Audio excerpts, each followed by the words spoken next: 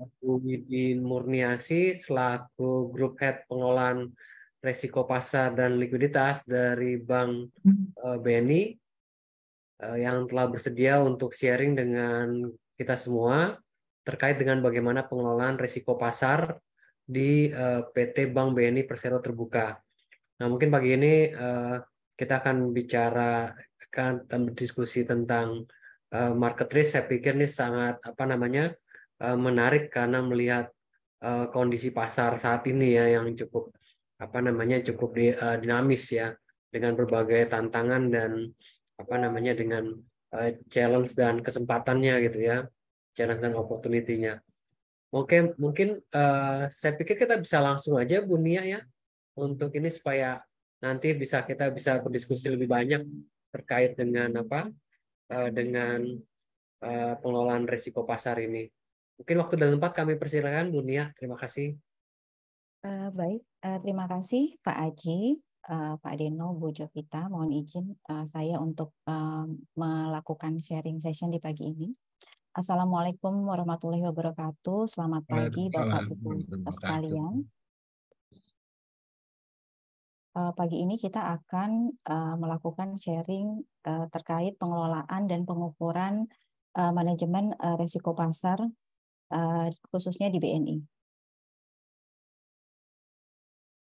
Mungkin sebagai pendahuluan di sini kita bisa melihat kira-kira resiko apa saja sih sebenarnya yang saat ini sedang ada di financial market dan juga di perbankan gitu.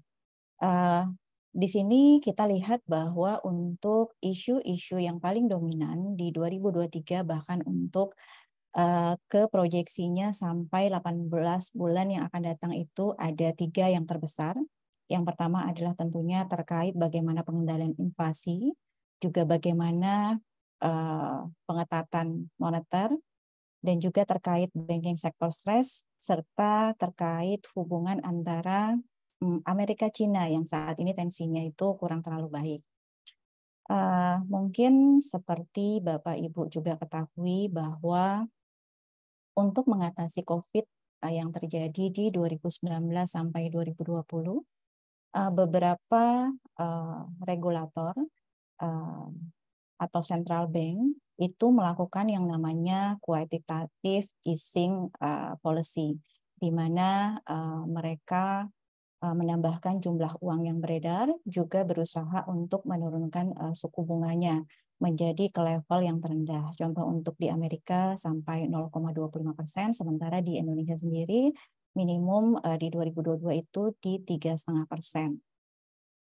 Nah, hal ini menyebabkan yang namanya inflasi di beberapa negara juga termasuk di global, di mana Amerika Serikat sendiri di tahun 2022 inflasinya itu tinggi sekali ya Bapak Ibu, bahkan itu tertinggi selama 4 dekade yaitu 9,1%. Sementara di Indonesia sendiri itu mencapai sekitar 5,5 atau 5,9%-an gitu. Jadi saat ini justru tantangannya itu adalah terkait kenaikan daripada suku bunga bank sentral dalam hal pengendalian daripada inflasi itu sendiri. Hal ini menyebabkan adanya pertumbuhan ekonomi yang melambat khususnya di Amerika dan juga adanya resesi di Eropa. Hal tersebut tentunya menyebabkan adanya volatilitas atau fluktuasi di pasar, dan ini berimbas tentunya ke semua negara termasuk juga negara Indonesia. Mungkin sebagai pendahuluan untuk selanjutnya kita juga melihat bagaimana sih ekonomi global.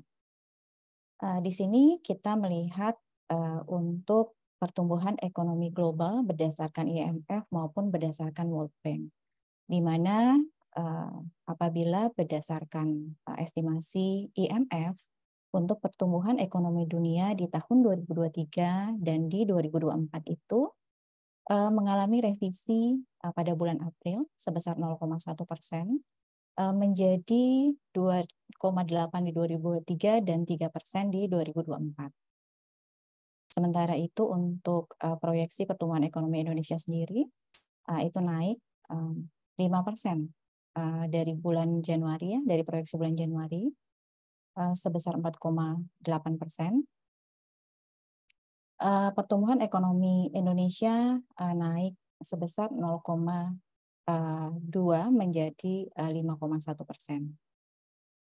Sementara untuk proyeksi pertumbuhan ekonomi berdasarkan World Bank sendiri, dia lebih pesimis ya kalau kita lihat di sini, di mana pada publikasi Global Economic Prospect edisi Januari 2023, proyeksi pertumbuhan ekonomi dunia itu melambat menjadi 1,7%.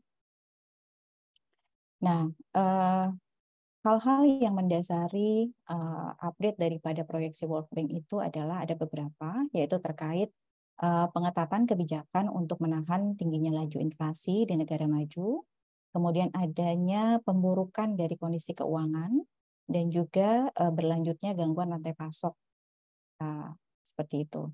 Kemudian dari World Bank sendiri, mereka juga mengeluarkan proyeksi pertumbuhan ekonomi Indonesia yang mengalami koreksi menjadi 4,8% pada tahun 2023.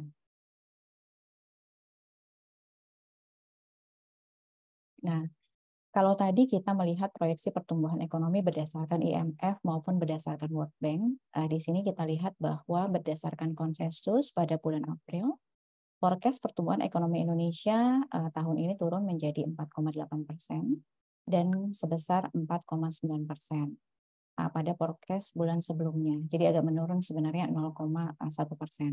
Sementara realisasi pertumbuhan ekonomi Indonesia sendiri di kuartal 1 2023 itu tercatat sebesar 5%.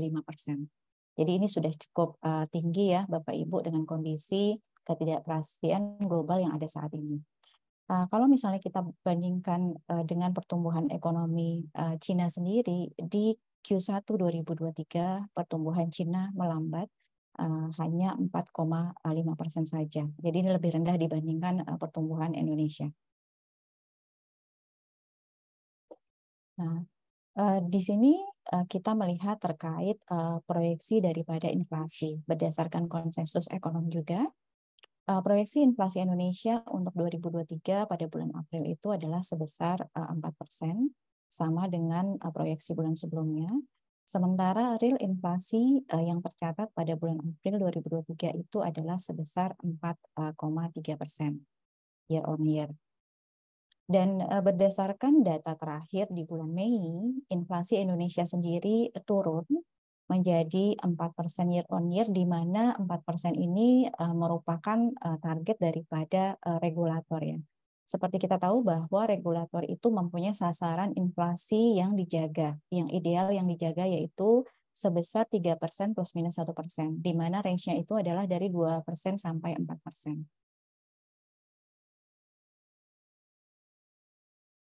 Kemudian di sini kita lihat kondisi dari benchmark rate masing-masing negara. Di sini bisa kita lihat bahwa The Fed kembali menaikkan suku bunga terakhir yaitu di tanggal 3 Mei sebesar 25 basis point menjadi 5,25%. Kenaikan suku bunga ke-10 secara beruntun sejak Maret 2023. Sementara Bank Sentral Eropa yaitu ECB juga menaikkan suku bunga acuannya menjadi 3,2%. Dari dalam negeri sendiri, Bank Indonesia pada RDG tanggal 18 April 2023 memutuskan untuk mempertahankan BI 7 Days Reverse Repo-nya sebesar 5,75% untuk menjaga stabilitas dan mendorong pertumbuhan. Angka BI 7 Days Reverse Repo 5,75% ini sudah dipertahankan oleh Bank Indonesia sejak Januari 2023. Jadi memang sudah cukup lama BI rate ini bertahan di level 5,75%. Sementara dari sisi kurs atau exchange rate, kita bisa melihat bahwa mata uang Amerika Serikat pada akhir bulan April 2023 itu menguat terhadap beberapa mata uang dunia ya, seperti euro.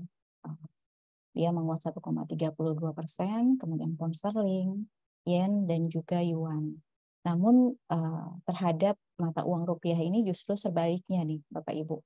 Jadi memang rupiah justru mengalami apresiasi sebesar 2,11% month of month menjadi 14.661 per US dollar.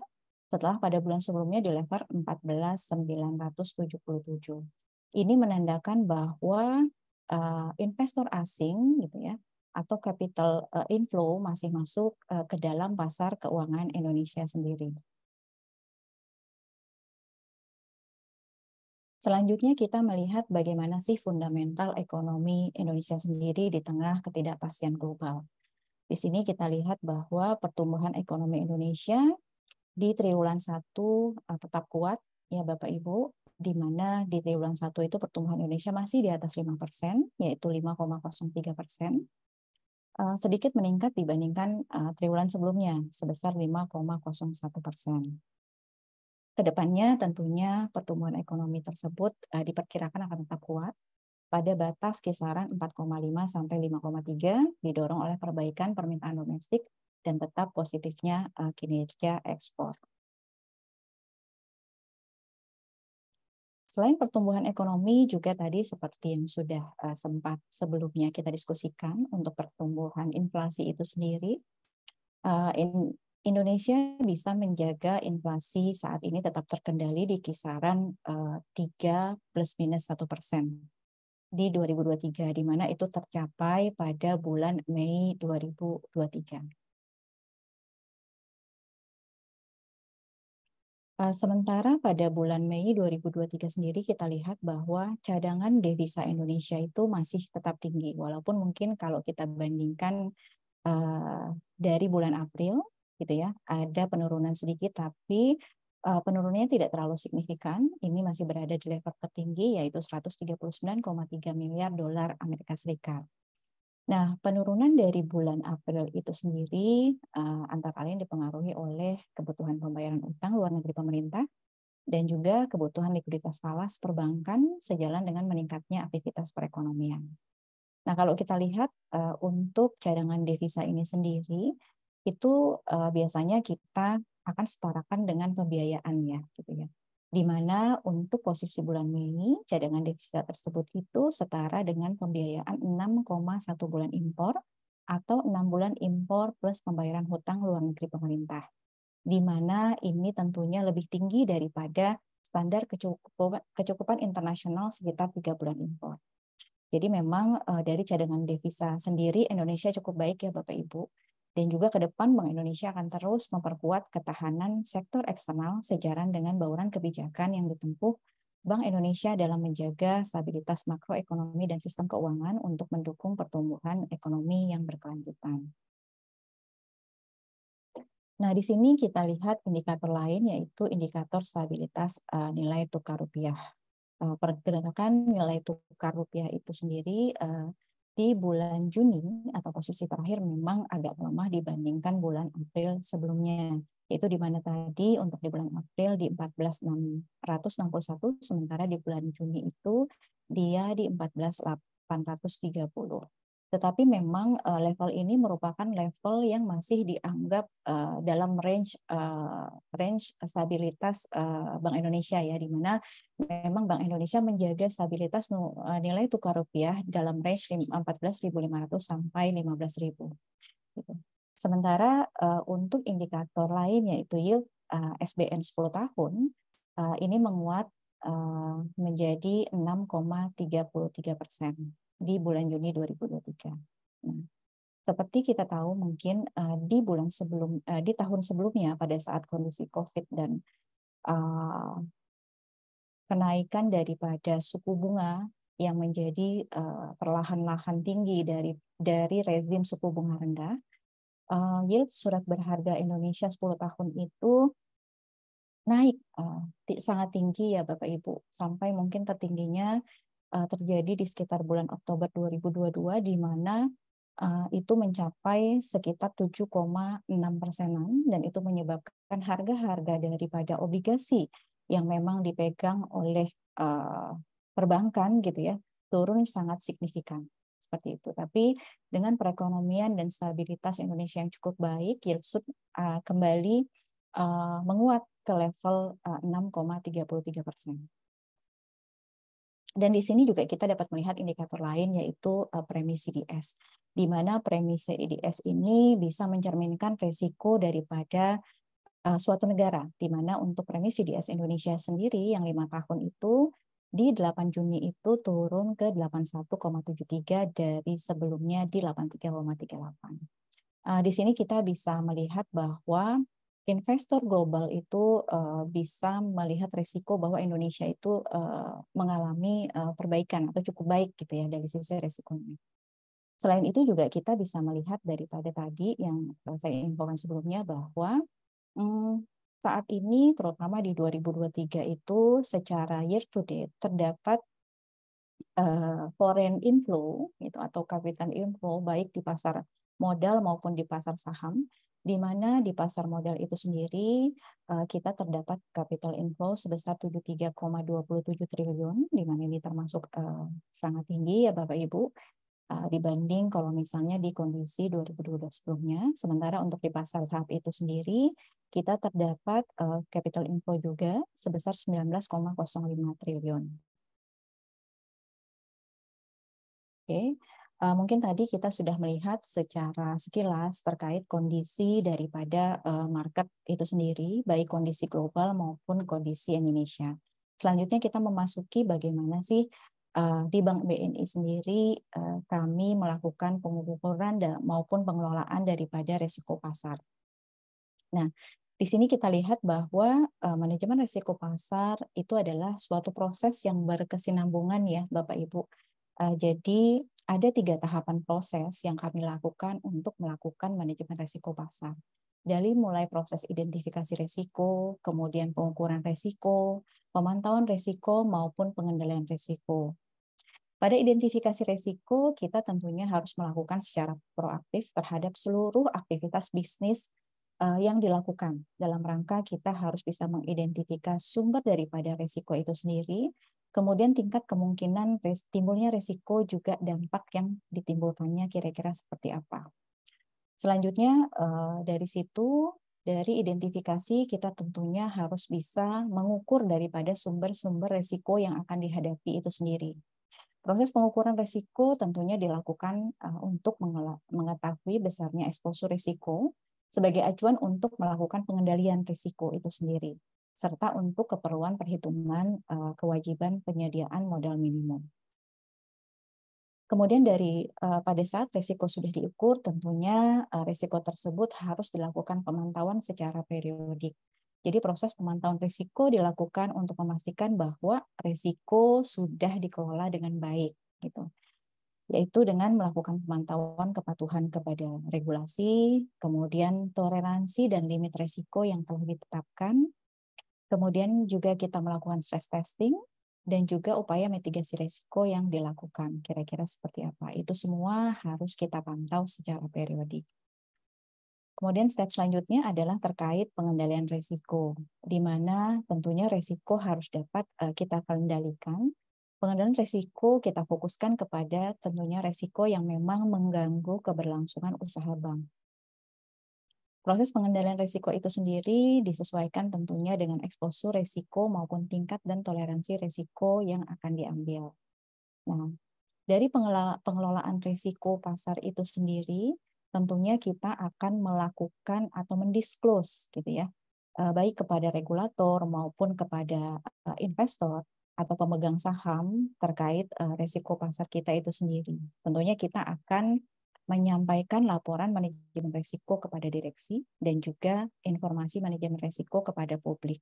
Karena memang BNI tentunya adalah merupakan bank yang terbuka ya, Bapak Ibu. Kemudian di sini kita lihat bagaimana kerangka kerja manajemen risiko pasar kita itu sendiri.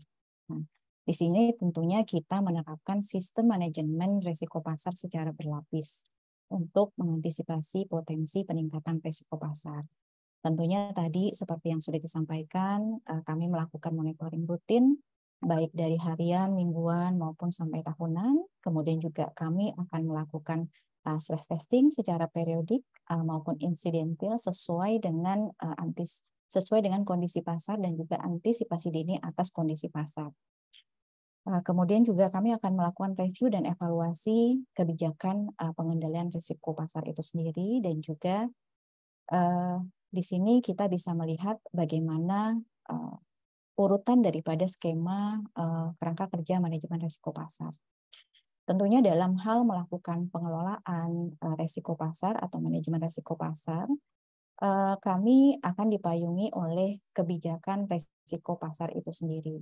Jadi itulah yang nanti akan menjadi dasar atau payung dalam kami melakukan baik itu identifikasi, pengukuran, kemudian monitoring, pengendalian gitu ya. Itu mengacu kepada kebijakan risiko pasar.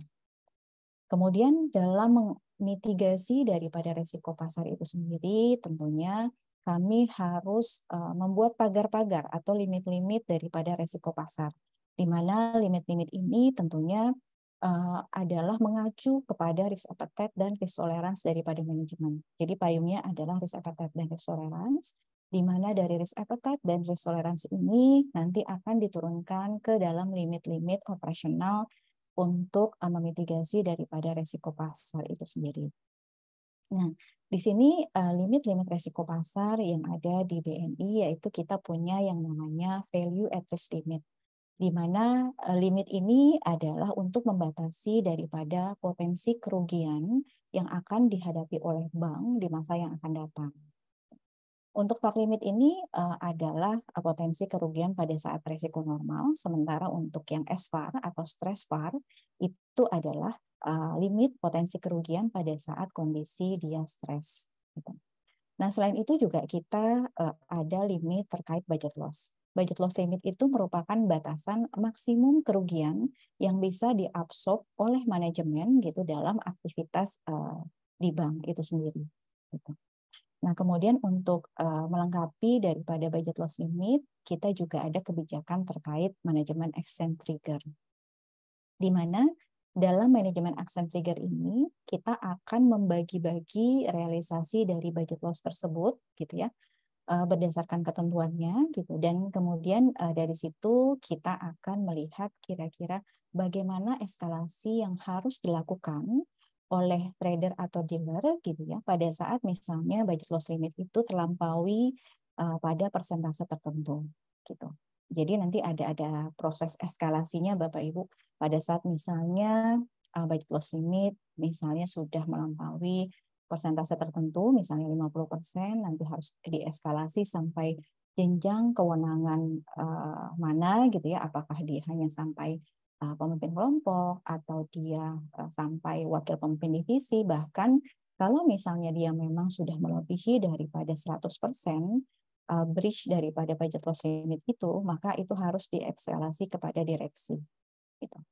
Nah, selain itu juga kami ada melakukan setting daripada limit IRBB. Nah, IRBB ini sendiri merupakan interest rate risk in banking book, di mana ini merupakan parameter yang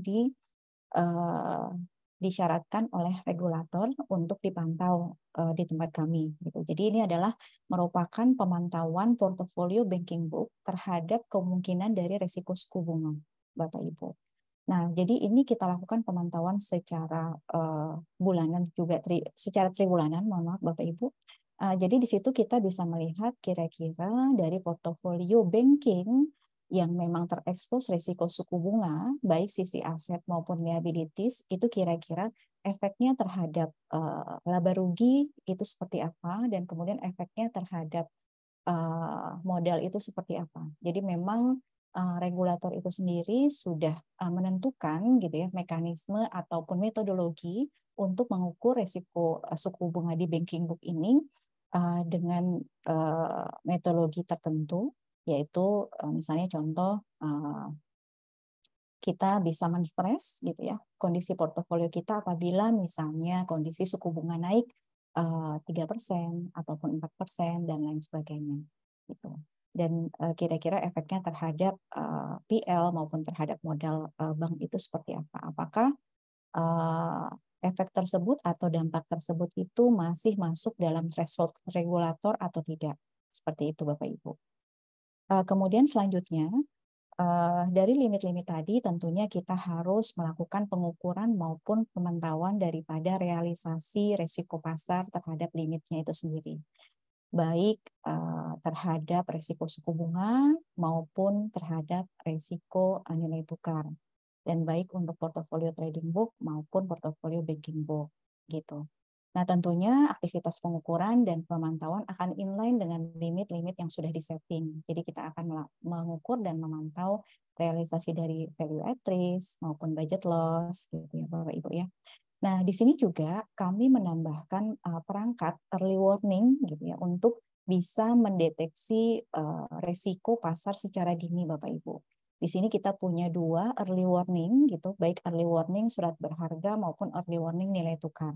Itu di mana di kedua early warning ini kita men-setting beberapa parameter yang menurut kita berdampak sangat signifikan atau mencerminkan sangat signifikan kondisi pasar yang ada, baik pasar surat berharga maupun pasar nilai tukar gitu, Bapak Ibu. Jadi dengan pemantauan yang namanya early warning baik surat berharga maupun nilai tukar, kita bisa mendeteksi secara dini kondisi market gitu.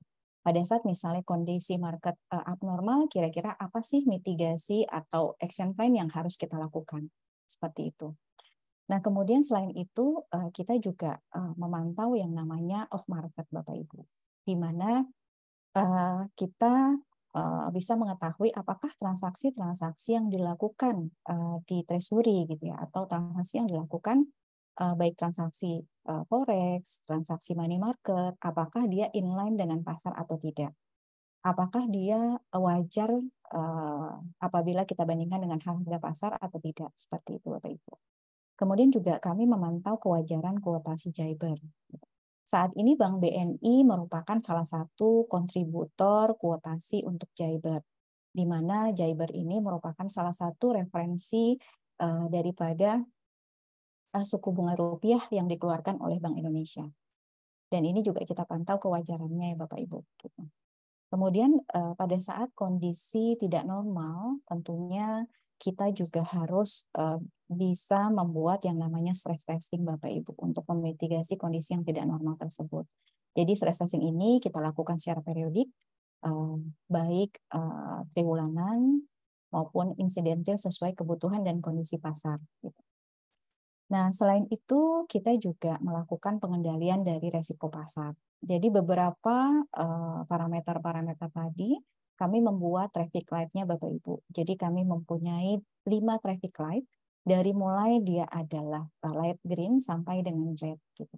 Jadi masing-masing traffic light-nya itu nanti akan ada action plan-nya seperti apa gitu, dan eskalasinya juga seperti apa gitu.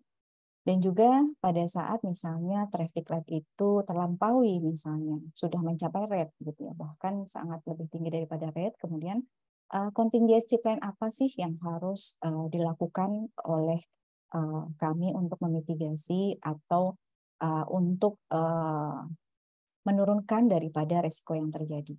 Seperti itu.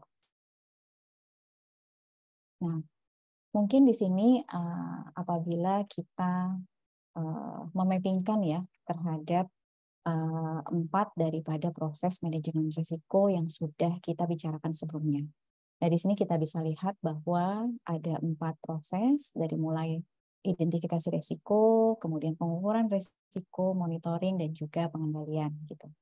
Nah, seperti yang sudah kita diskusikan sebelumnya, bahwa pada saat identifikasi risiko itu kita tentunya harus bisa mengidentifikasi seluruh produk maupun aktivitas yang dilakukan oleh bank dan juga resiko-resiko dari aktivitas maupun produk tersebut. Nah, di sini kita bisa lihat bahwa identifikasi itu kita bisa bagi menjadi misalnya portofolio. Kita bisa lihat portofolionya kira-kira portofolio banking atau portofolio trading, karena masing-masing mempunyai asesmen risiko yang berbeda gitu ya. Kemudian juga risikonya gitu, apakah dia risiko nilai tukar, suku bunga, atau risiko lainnya. Gitu. Kemudian di pengukuran tentunya tadi bahwa risiko itu harus dapat diukur. Gitu. Jadi portofolio yang kita punya itu harus dapat divaluasi dengan harga pasar Bapak Ibu. Gitu. Apabila kita misalnya mempunyai portofolio forex atau kita mempunyai portofolio surat berharga, tentunya kita harus tahu apakah portofolio ini memiliki potensi loss atau potensi gain gitu apabila kita bandingkan dengan harga pasarnya seperti itu. Nah, tadi juga kita sudah sampaikan bahwa di sini ada early warning, kemudian juga pemantauan pada saat kondisi normal gitu. Kalau kondisi normal tadi kita menggunakan value at risk gitu ya. Itu merupakan mode internal kita, sementara kalau misalnya pada saat kondisi ekstrim kita melakukan yang namanya stress testing gitu. Dan pengukuran daripada risiko ini tentunya akan berdampak atau berefek kepada penyediaan daripada capital ya, modal ya, regulatory capital Bapak Ibu. Nah, tadi juga ini untuk monitoring, kita monitoring utilisasi daripada limit masing-masing parameter. Dan ini juga untuk controlling ya Bapak Ibu seperti yang sudah disebutkan bahwa kita juga mempunyai traffic light maupun contingency plan. Nah, di sini mungkin kita menjabarkan lebih dalam terkait identifikasi daripada risiko itu sendiri. Nah, dari definisi risiko pasar tentunya adalah risiko kerugian yang timbul akibat perubahan faktor yang ada di pasar. Yang di mana perubahan tersebut tentunya tidak inline atau tidak sesuai dengan posisi yang diambil oleh bank. Gitu. Baik pada posisi aset liabilitas keuangan maupun rekening administratif. Gitu. Jadi untuk risiko pasar yang melekat itu sendiri pada bank itu tentunya kalau bank itu kita bagi menjadi dua ya Bapak Ibu, yaitu ada posisi trading book maupun ada posisi banking book. Nah, dari risiko pasar itu sendiri tentunya di sini ada beberapa risiko yang melekat ya Bapak Ibu. Ada risiko suku bunga, tentunya itu adalah kerugian akibat perubahan suku bunga, gitu kan ya. Kemudian risiko nilai tukar, yang kerugian akibat perubahan nilai tukar, tentunya juga risiko ekuitas dan risiko komoditas. Dan untuk perbankan itu sendiri atau BNI sebagai individu ya Bapak Ibu, risiko dominan yang ada untuk risiko pasar itu adalah risiko suku bunga dan risiko nilai tukar. Jadi mungkin kita saat ini akan fokus kepada kedua risiko tersebut gitu. Kemudian portofolio yang ada di bank seperti yang tadi sudah saya sampaikan itu kita bagi menjadi dua, trading book maupun banking book, di mana masing-masing mempunyai karakteristik tersendiri. Jadi kalau banking book ini, kalau trading book ini biasanya itu kita melakukan jual beli dari suatu produk gitu ya, baik misalnya jual beli nilai tukar atau jual beli surat berharga itu untuk memperoleh keuntungan dalam jangka pendek, Bapak Ibu. Jadi memang dia diperjualbelikan untuk jangka pendek gitu. Kemudian sementara kalau misalnya untuk yang banking book itu portofolionya itu dipunyai biasanya untuk jangka yang lebih menengah maupun panjang, di mana tujuan daripada kita mempunyai portofolio di banking book itu lebih adalah untuk menjaga likuiditas. Gitu.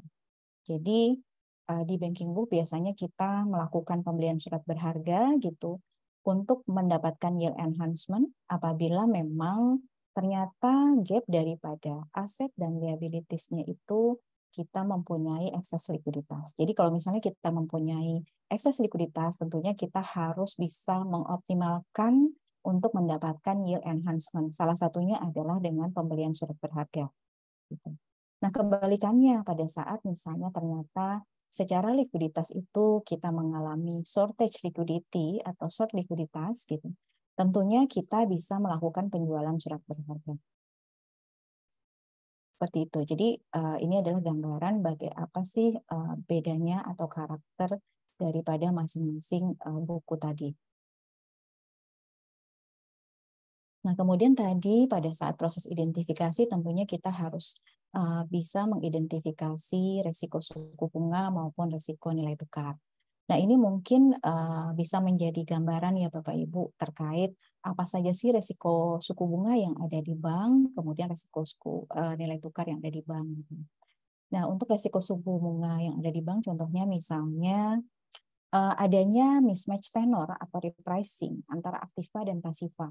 Seperti kita tahu bahwa bank ini fungsi utamanya itu adalah sebagai intermediary, di mana bank itu bisa menghimpun DPK dari nasabah, gitu, baik berupa giro, tabungan maupun deposito, dan kemudian menyalurkan kepada nasabah yang lain, yaitu dalam bentuk kredit. Seperti itu Bapak Ibu. Nah, tentunya dari posisi liabilities atau DPK maupun posisi aset ataupun kredit ini gitu ya, tidak selalu matching ya Bapak Ibu. Dalam artian adalah misalnya kita menghimpun DPK 100% gitu ya, akan otomatis akan tersalurkan ke kredit sebesar 100%.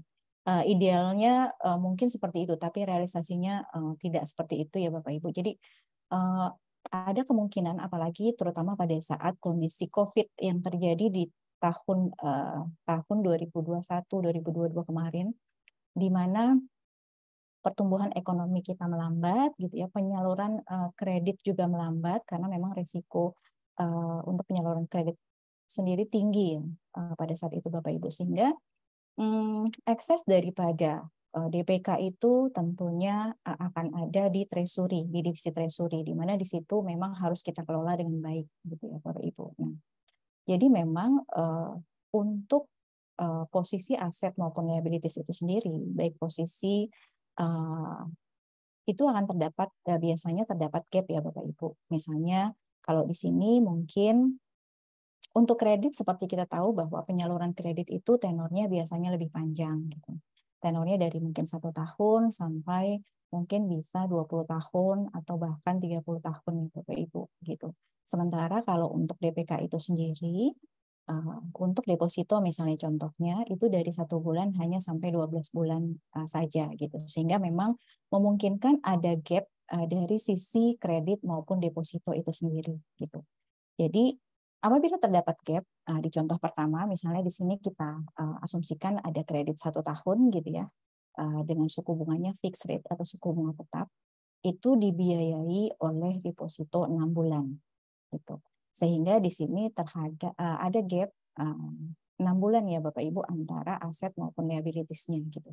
Di mana kita tidak tahu nih suku bunga deposito 6 bulan ke depan gitu kan ya, akan berubah, tentunya bisa berubah gitu ya. Apakah dia mungkin bisa naik ataupun dia bisa juga turun gitu, dan ini tentunya perubahannya dapat mempengaruhi pendapatan bank gitu.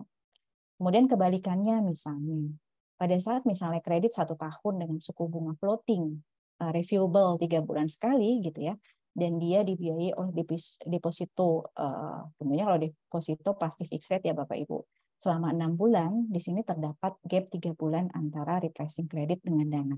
Nah, seperti itu Bapak Ibu. Jadi mismatch dari repricing antara aktiva dan pasiva ini tentunya dapat mempengaruhi pendapatan bank. Dan ini yang memang harus bisa kita identifikasi dan juga harus bisa kita mitigasi. Gitu. Dan selanjutnya contoh lain yaitu adanya perubahan yield obligasi yang mempengaruhi nilai dari obligasi tersebut. Jadi Bank BNI sendiri tentunya mempunyai portofolio obligasi yang lumayan besar ya Bapak Ibu, karena seperti kita tahu bahwa kondisi kredit saat ini juga istilahnya mungkin sudah tumbuh gitu ya dibanding dengan sebelumnya, tetapi memang belum recovery seperti sebelum kondisi COVID itu sendiri, sehingga memang ada beberapa ekses daripada DPK itu sendiri yang kita optimalkan di posisi atau di produk obligasi gitu, sehingga tentunya obligasi ini akan terpengaruh terhadap kondisi perubahan suku bunga gitu. Jadi seperti yang kita tahu sejak akhir 2022 sampai dengan awal 2023, bank-bank sentral itu merubah appetite-nya dari awalnya merupakan rezim suku bunga rendah, perlahan-lahan menaikkan suku bunganya gitu ya.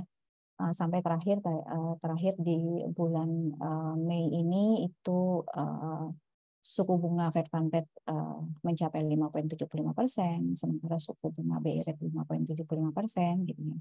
Kenaikan suku bunga ini tentunya berpengaruh terhadap perubahan yield daripada obligasi, di mana perubahan yield atau kenaikan yield itu adalah berbanding terbalik dengan harga obligasi itu sendiri. Jadi tentunya pada saat misalnya yield obligasi cenderung naik, tentunya harga obligasi cenderung turun. Nah, ini berdampak terhadap mark to market daripada bank itu sendiri. Tentunya itu akan menyebabkan mark to market potensial loss daripada surat berharga. Seperti itu Bapak Ibu. Nah ini perubahan ini yang berpengaruh terhadap yield obligasi tentunya juga harus bisa kita identifikasi dan bisa kita mitigasi. Nah, selain itu juga terkait perubahan kredit spread obligasi korporasi. Nah, tentunya dalam mengoptimalkan daripada portofolio bank itu sendiri, tidak hanya kita masukkan ke dalam obligasi pemerintah ya Bapak Ibu, tapi juga ada porsi portofolio yang juga kita masukkan ke dalam obligasi korporasi gitu. Nah, di mana tentunya apabila kita memasukkan portofolio tersebut ke obligasi korporasi, tentunya ada credit spread daripada obligasi itu sendiri, gitu, di mana itu mencerminkan resiko dari korporasi tersebut. Gitu. Nah, credit spread dari obligasi korporasi ini tentunya selain juga bisa berpengaruh dari perubahan suku bunga, tetapi juga bisa berpengaruh dari kondisi korporasi itu sendiri.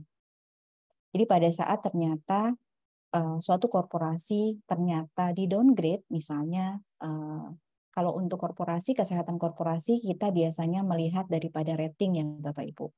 Jadi biasanya ada lembaga rating yang akan merating suatu korporasi pada saat misalnya mereka akan meng-issue obligasi untuk kebutuhan pendanaannya mereka gitu. Jadi di situ akan ada rating-rating yang akan ditentukan oleh lembaga rating itu sendiri, dari mulai triple A gitu ya, dan seterusnya gitu, dari mulai rating investment grade maupun sampai yang rating non investment grade gitu. Jadi memang kalau di sini contohnya misalnya ada obligasi korporasi PT ABC gitu ya, dengan sebelumnya misalnya estimasi kredit rating dia adalah 200 basis point gitu kan, dengan rating misalnya contohnya double A misalnya seperti itu. Kemudian ternyata PT ABC ini di downgrade gitu ya karena suatu kondisi tertentu gitu ya. Apakah mungkin misalnya laporan keuangannya kurang baik gitu ya dan lain sebagainya.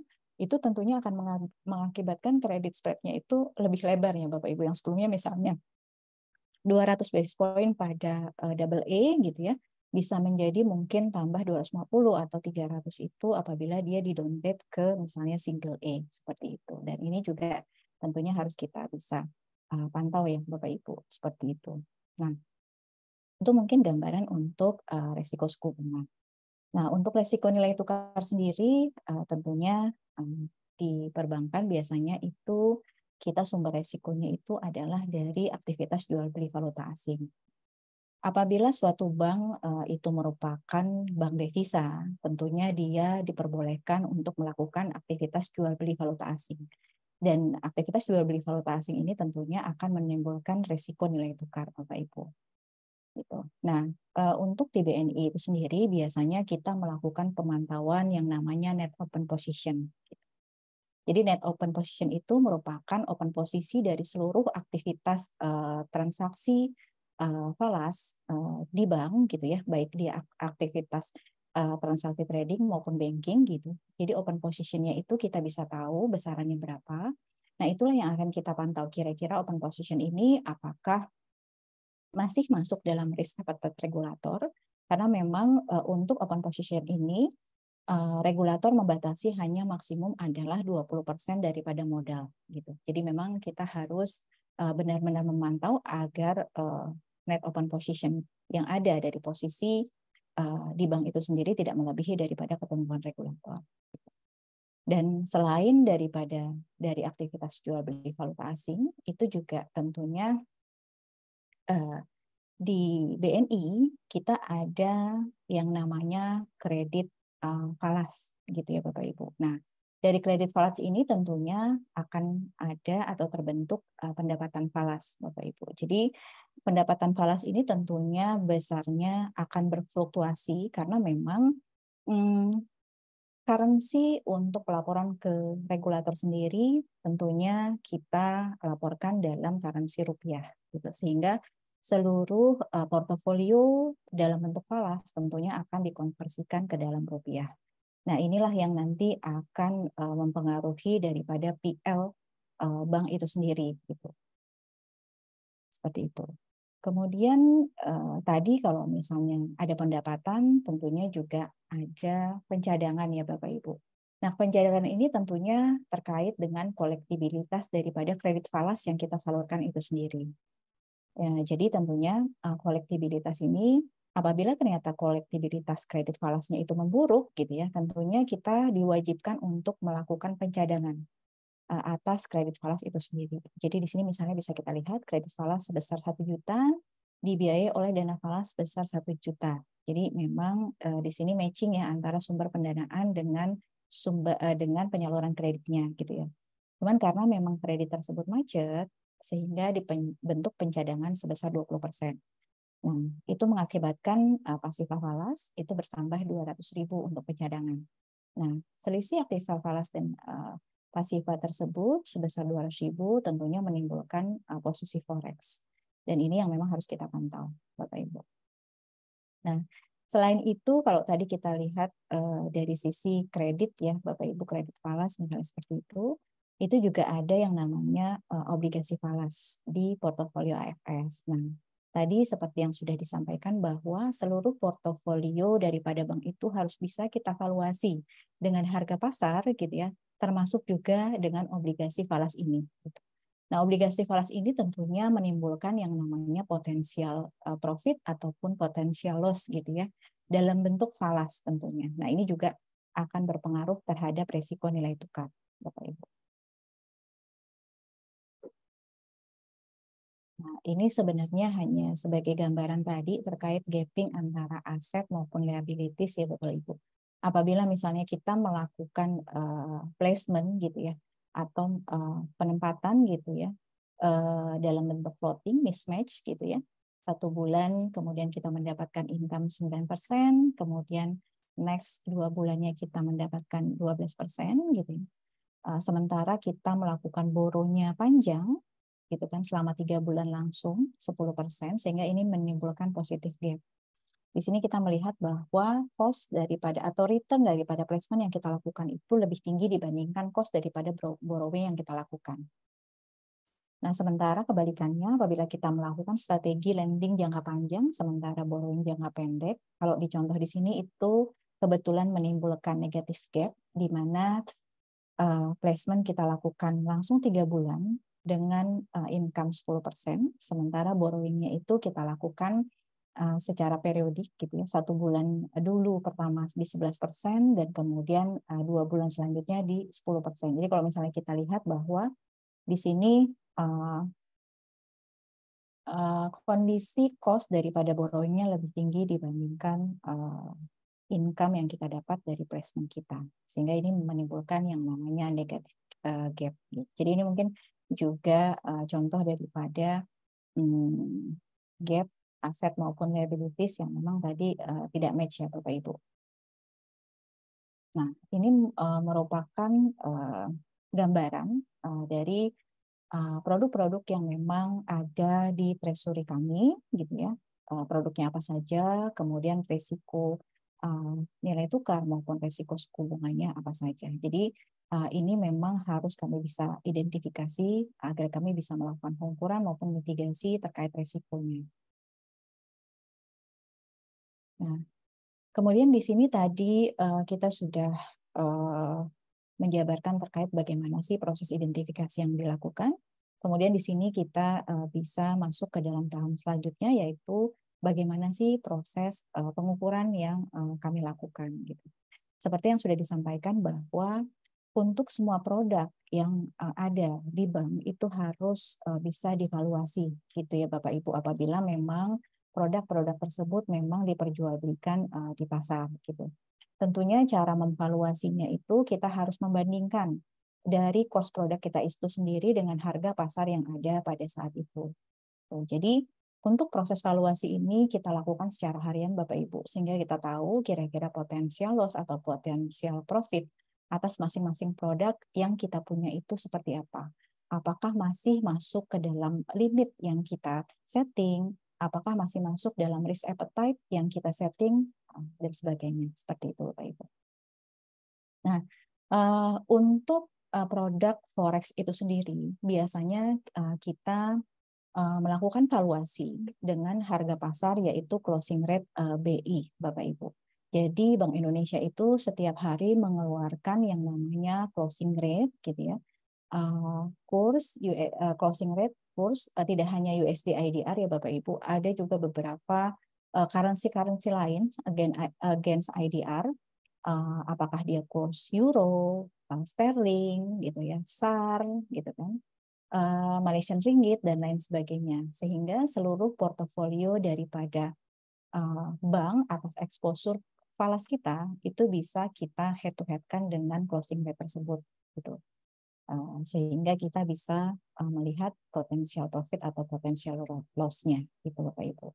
Nah, sementara untuk portofolio surat berharga itu sendiri, biasanya kita mendapatkan harga pasar atau harga surat berharga itu dari penyedia informasi, yaitu kalau di sini kita biasanya menggunakan Bloomberg. Bapak Ibu, mungkin Bapak Ibu juga familiar dengan Bloomberg, gitu ya, dan juga kita menggunakan PHEI. Jadi memang untuk portofolio surat berharga itu sendiri biasanya kita identifikasi atau kita kategorikan menjadi dua, Bapak Ibu. Ada portofolio obligasi yang dia liquid, gitu ya. Liquid itu berarti dia adalah sering ditransaksikan di pasar, gitu ya. Jadi secara likuiditas di pasar itu banyak, gitu. Jadi kalaupun kita misalnya mau menjual ataupun membeli di pasar itu selalu akan ada istilahnya pasarnya, gitu. Harus selalu akan ada counterparty yang istilahnya bisa melakukan jual atau beli obligasi tersebut. Itu yang istilahnya kita kategorikan sebagai liquid. Nah, biasanya untuk obligasi-obligasi pemerintah tentunya pasti akan sangat liquid di pasar ya Bapak Ibu. Dan untuk kategori obligasi liquid ini biasanya kita mengambil harga pasar itu dari Bloomberg.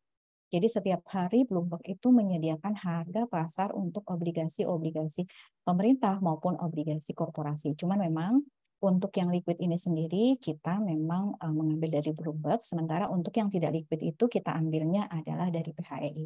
Jadi PHEI ini sendiri juga penyedia informasi harga pasar juga ya Bapak Ibu.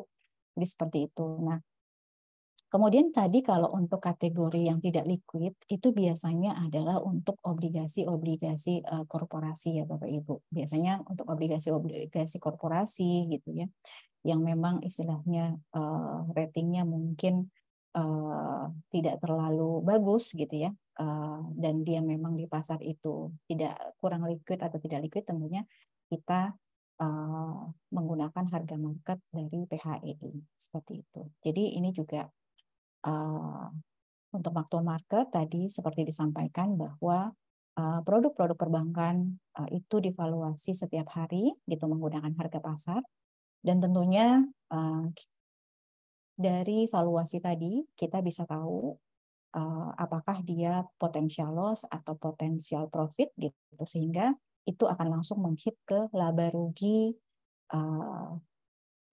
daripada perusahaan ya Bapak Ibu. Kecuali apabila mungkin memang dia adalah merupakan obligasi yang ditransaksikan di banking book, yaitu obligasi yang available for sale ya kita istilahkan, atau fair value other comprehensive income, itu baru akan menghit kepada modal gitu.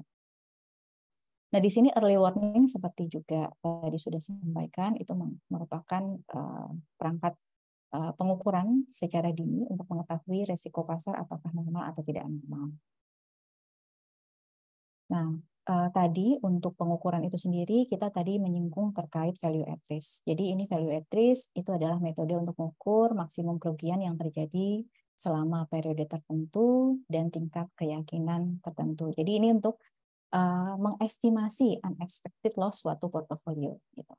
Nah, biasanya metode untuk VAR ini merupakan metode internal ya Bapak Ibu. Jadi masing-masing bank gitu bisa menggunakan metode internal yang berbeda-beda.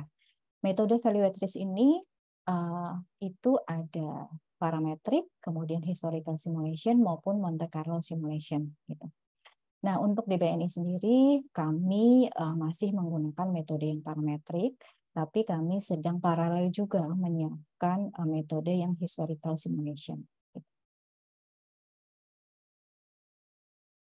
Nah, kemudian tadi kalau tadi kita bicara pada kondisi normal gitu ya, pengukuran kita itu adalah menggunakan metode value at risk. Sementara untuk kondisi ekstrim sendiri kita menggunakan stress testing Bapak Ibu gitu ya. Nah, stress testing ini dilakukan untuk mengestimasi besarnya potensi kerugian pada kondisi pasar yang ekstrim tentunya. Untuk apa sih kita melakukan stress testing? Tentunya adalah agar bank dapat mengetahui dan mengambil langkah yang diperlukan apabila kondisi stres terjadi. Gitu. Dan juga tentunya untuk memenuhi ketentuan regulator. Jadi memang regulator itu mensyaratkan bank-bank itu melakukan stress testing secara periodik ya Bapak Ibu untuk mengetahui dampak daripada kondisi di market apabila memang kondisinya stres. Nah, prosesnya biasanya kita menentukan skenario yang akan kita lakukan untuk kondisi stres itu kira-kira seperti apa. Jadi kita biasanya mengidentifikasi risk factor-nya itu yang dapat mempengaruhi kinerja itu apa saja. Misalnya perubahan interest rate, perubahan forex gitu kan ya, perubahan suku bunga, perubahan nilai tukar gitu, ataupun misalnya perubahan inflasi dan lain sebagainya. Gitu. Dan kemudian dari skenario ini kita juga menyusun skenario yang baseline atau skenario yang normal gitu ya, kemudian yang kira-kira moderat seperti apa, yang worst juga seperti apa gitu. Dan kemudian dari risk factor tadi yang istilahnya mau kita stres terhadap portofolio kita gitu ya, kira-kira kita dari situ akan melakukan simulasi. Jadi kita melakukan simulasi apabila terjadi volatilitas atas risk factor tersebut sesuai skenario yang kita lakukan, kira-kira dampaknya akan seperti apa. Jadi di sini kita juga mengidentifikasikan dampak terhadap kinerja perusahaannya itu seperti apa, Bapak Ibu. Dan kemudian pada saat misalnya dampak tersebut di luar daripada risk appetite kita, tentunya kita harus melakukan contingency plan atau manajemen action ya Bapak Ibu. Jadi kita akan melakukan action-action apa saja apabila terdapat potensi unfavored condition yang dapat berdampak pada perusahaan. Seperti itu Bapak Ibu. Nah di sini dari seluruh pengelolaan resiko pasar tadi, baik resiko suku bunga maupun resiko nilai tukar, tentunya hal tersebut akan tercermin ke dalam regulatory capital ya Bapak Ibu. Jadi kita juga menghitung yang namanya ATMR resiko pasar, aset tertimbang menurut resiko, ATMR resiko pasar. Jadi di situ kita menghitung kira-kira dari portofolio bank kita gitu ya, efek resiko pasarnya itu terhadap modal kira-kira seperti apa. Apakah masih sesuai appetite atau tidak gitu Bapak Ibu. Jadi kita di sini menghitung risiko nilai tukar. Kalau di sini nilai tukar itu coverage-nya adalah banking book dan trading book, di mana kita menggunakan NOP di sini, gitu ya. Dan di situ kita akan menghitung capital charge-nya kira-kira seperti apa, berapa besar, gitu ya. Kemudian juga kita menghitung yang namanya resiko suku bunga. Tapi untuk resiko suku bunga itu sendiri untuk di ATMR resiko pasar, itu coverage-nya itu adalah hanya yang trading book saja, Bapak Ibu. Nah, mungkin tadi sudah sempat kita singgung, kalau untuk asesmen risiko suku bunga banking book di mana gitu kan ya.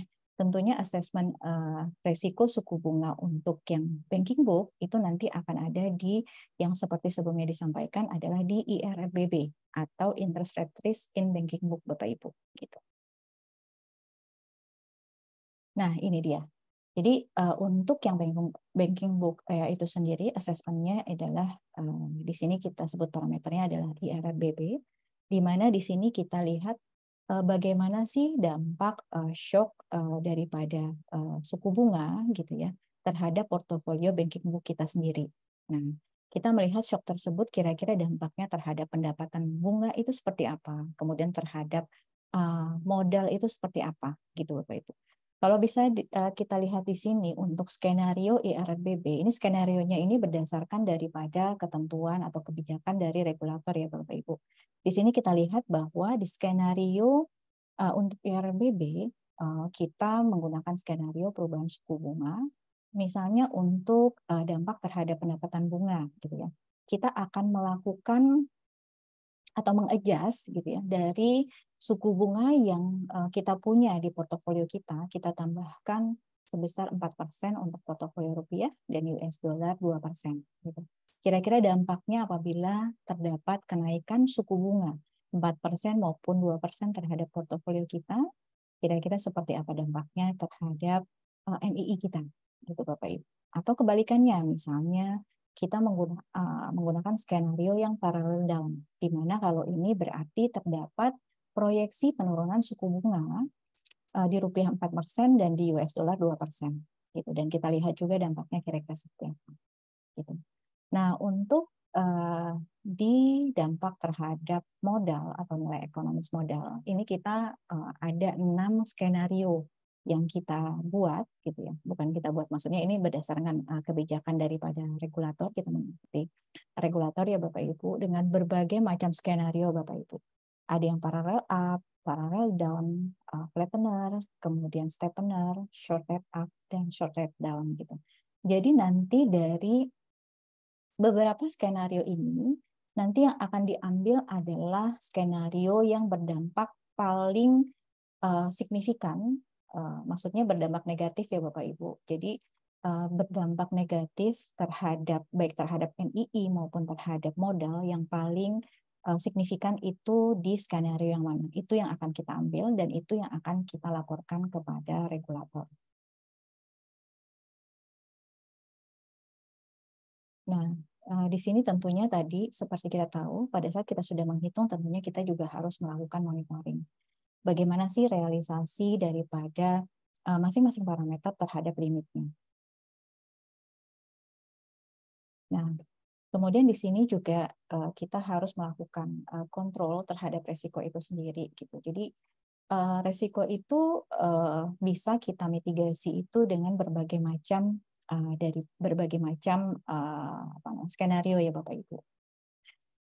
Yang pertama itu kita bisa trade risk, yaitu mengambil langkah langsung untuk mengurangi dampak ataupun frekuensi risiko. Trade risk itu apabila misalnya frekuensi, kalau di sini untuk trade risk itu apabila frekuensinya ternyata tinggi, tapi impact-nya adalah rendah gitu ya.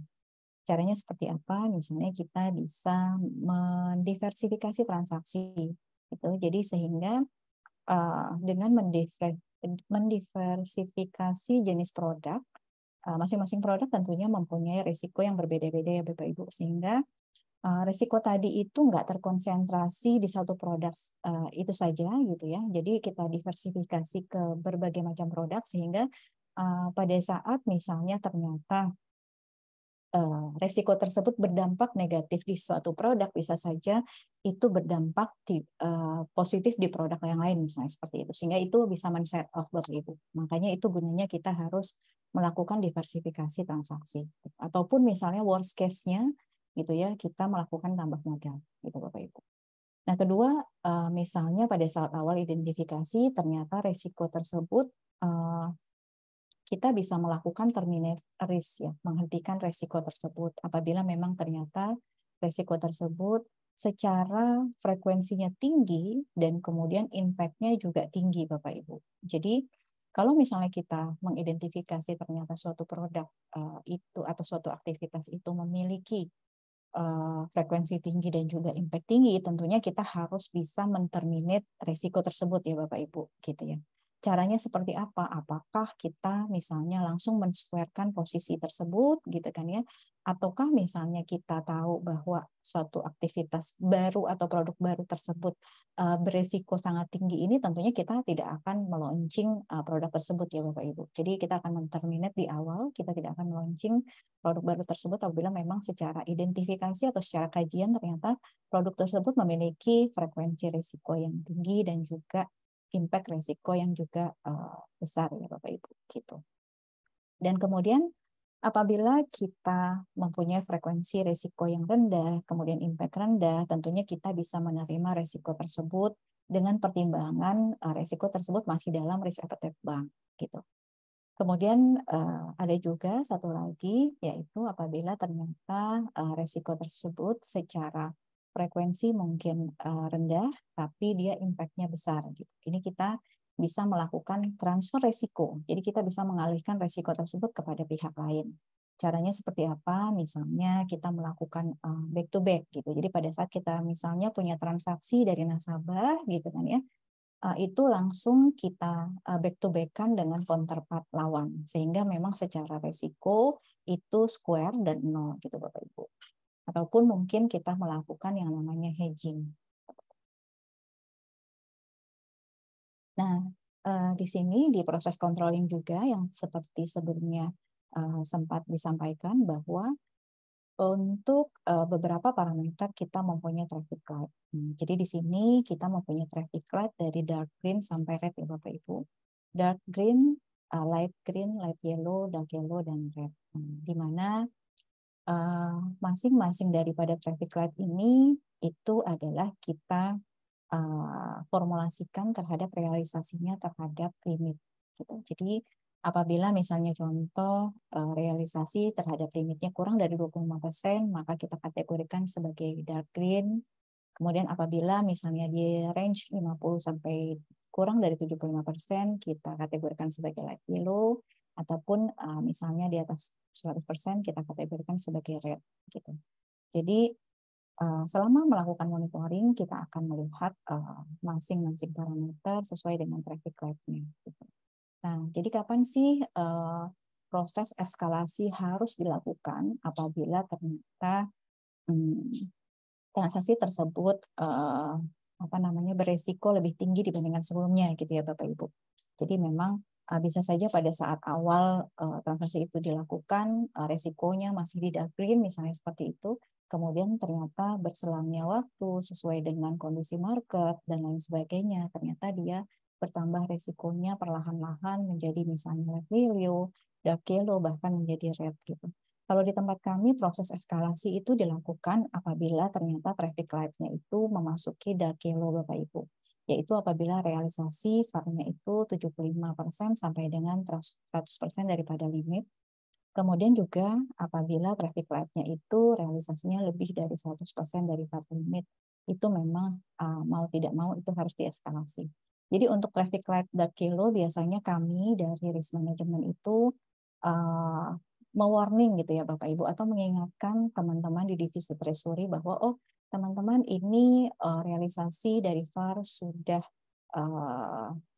masuk ke dalam dark yellow gitu kan, sehingga harus dilakukan action-action untuk mengurangi daripada risiko tersebut gitu ya. Dan apabila memang dia sudah memasuki light red gitu ya, atau traffic light red gitu ya, itu tentunya harus dieskalasi ke kewenangan yang lebih tinggi Bapak Ibu. Nah, di sini mungkin kita bisa melihat gambaran terkait struktur daripada limit yang kami buat untuk resiko pasar, baik dia value at risk maupun budget loss Bapak Ibu. Jadi kalau untuk kedua limit tersebut, gitu ya Bapak Ibu, kita bagi menjadi dua, treasury ataupun head office, kemudian juga KCLN. Jadi masing-masing entitas mempunyai limit VAR maupun limit budget loss yang berbeda. Dan kemudian dari limit entitas tadi, gitu baik treasury maupun cabang KCLN, nanti dari situ baru kita turunkan ke masing-masing produknya Bapak Ibu. Baik nanti ada produk forex, kemudian derivatif, maupun forex banking, surat berharga banking, dan lain sebagainya. Begitu juga dengan di cabang luar negeri. Untuk saat ini di cabang luar negeri sendiri, itu sendiri kami coverage-nya untuk limit itu adalah produk forex trading dan juga surat berharga banking. Jadi untuk surat berharga sendiri saat ini di cabang luar negeri belum ada yang portofolionya trading Bapak Ibu. Jadi masih memang portofolionya itu adalah banking. Nah, tentu saja detail daripada pengalokasian limit-limit ini akan berbeda dari satu bank dengan bank lainnya, Bapak Ibu, tergantung daripada kondisi dan appetite dari bank itu sendiri. Nah, ini contoh daripada dashboard monitoring limit VAR dan budget loss kami, Bapak Ibu, sebagai gambaran, di mana tentunya setiap hari akan berfluktuasi ya Bapak Ibu, apakah itu realisasinya di bawah daripada limitnya atau ternyata melebihi daripada limitnya, seperti itu. Nah, ini kita pantau secara harian, Bapak Ibu. Nah, oke. Ini terkait early warning signal ya Bapak Ibu. Tadi seperti kita tahu bahwa di tempat kami mempunyai untuk risiko pasar kami mempunyai early warning surat berharga maupun early warning nilai tukar. Nah, tentunya ini adalah untuk deteksi dini terhadap kondisi pasar. Apakah kondisi pasar surat berharga maupun forex gitu ya, itu dalam kondisi normal atau tidak normal. Nah, parameter-parameter apa saja sih yang bisa mencerminkan kondisi pasar tersebut gitu ya. Nah, di sini kami memformulasikan ada parameter indikator kondisi pasar dan juga indikator pergerakan harga surat berharga untuk EWS surat berharga Bapak Ibu. Jadi ini adalah parameter-parameter yang menurut kami sangat relevan gitu untuk mengetahui apakah kondisi pasar surat berharga tersebut normal atau tidak normal gitu. Jadi di sini kami akan men-setting ya Bapak Ibu, kira-kira pergerakan normal dan pergerakan tidak normal dari masing-masing parameter ini range-nya di berapa sih gitu ya. Tentunya apabila ternyata sudah melebihi daripada range yang telah kami tetapkan, itu akan kami anggap bahwa parameter tersebut pergerakannya atau volatilitasnya itu adalah tidak normal Bapak Ibu. Jadi kemudian kapan sih kami menetapkan kondisi tidak normal? Apakah apabila hanya satu indikator ternyata melebihi daripada threshold itu sudah bisa kami kategorikan tidak normal atau seperti apa gitu? Jadi kalau berdasarkan skenario kami Bapak Ibu, kondisi itu tidak normal itu apabila memang pemantauan kami selama 10 hari itu terjadi pelampauan. Yang pertama itu adalah minimal terdapat 2 indikator pelampauan pada 2 indikator kondisi pasar. Jadi seperti kita tahu di sini ada 4 kondisi indikator kondisi pasar yaitu BISDOR, CDS, IHSG dan juga kepemilikan surat utang negara oleh asing. Dan juga yang kedua, apabila minimal terdapat 2 kali pelampauan pada satu indikator pergerakan harga surat berharga. Di mana indikator di sini kita ambil adalah bond index rupiah 10 tahun dan juga bond index US Treasury 10 tahun. Seperti itu. Jadi kami akan memberlakukan kondisi tidak normal pada saat memang terjadi pelampauan dari 2 kondisi tersebut Bapak Ibu.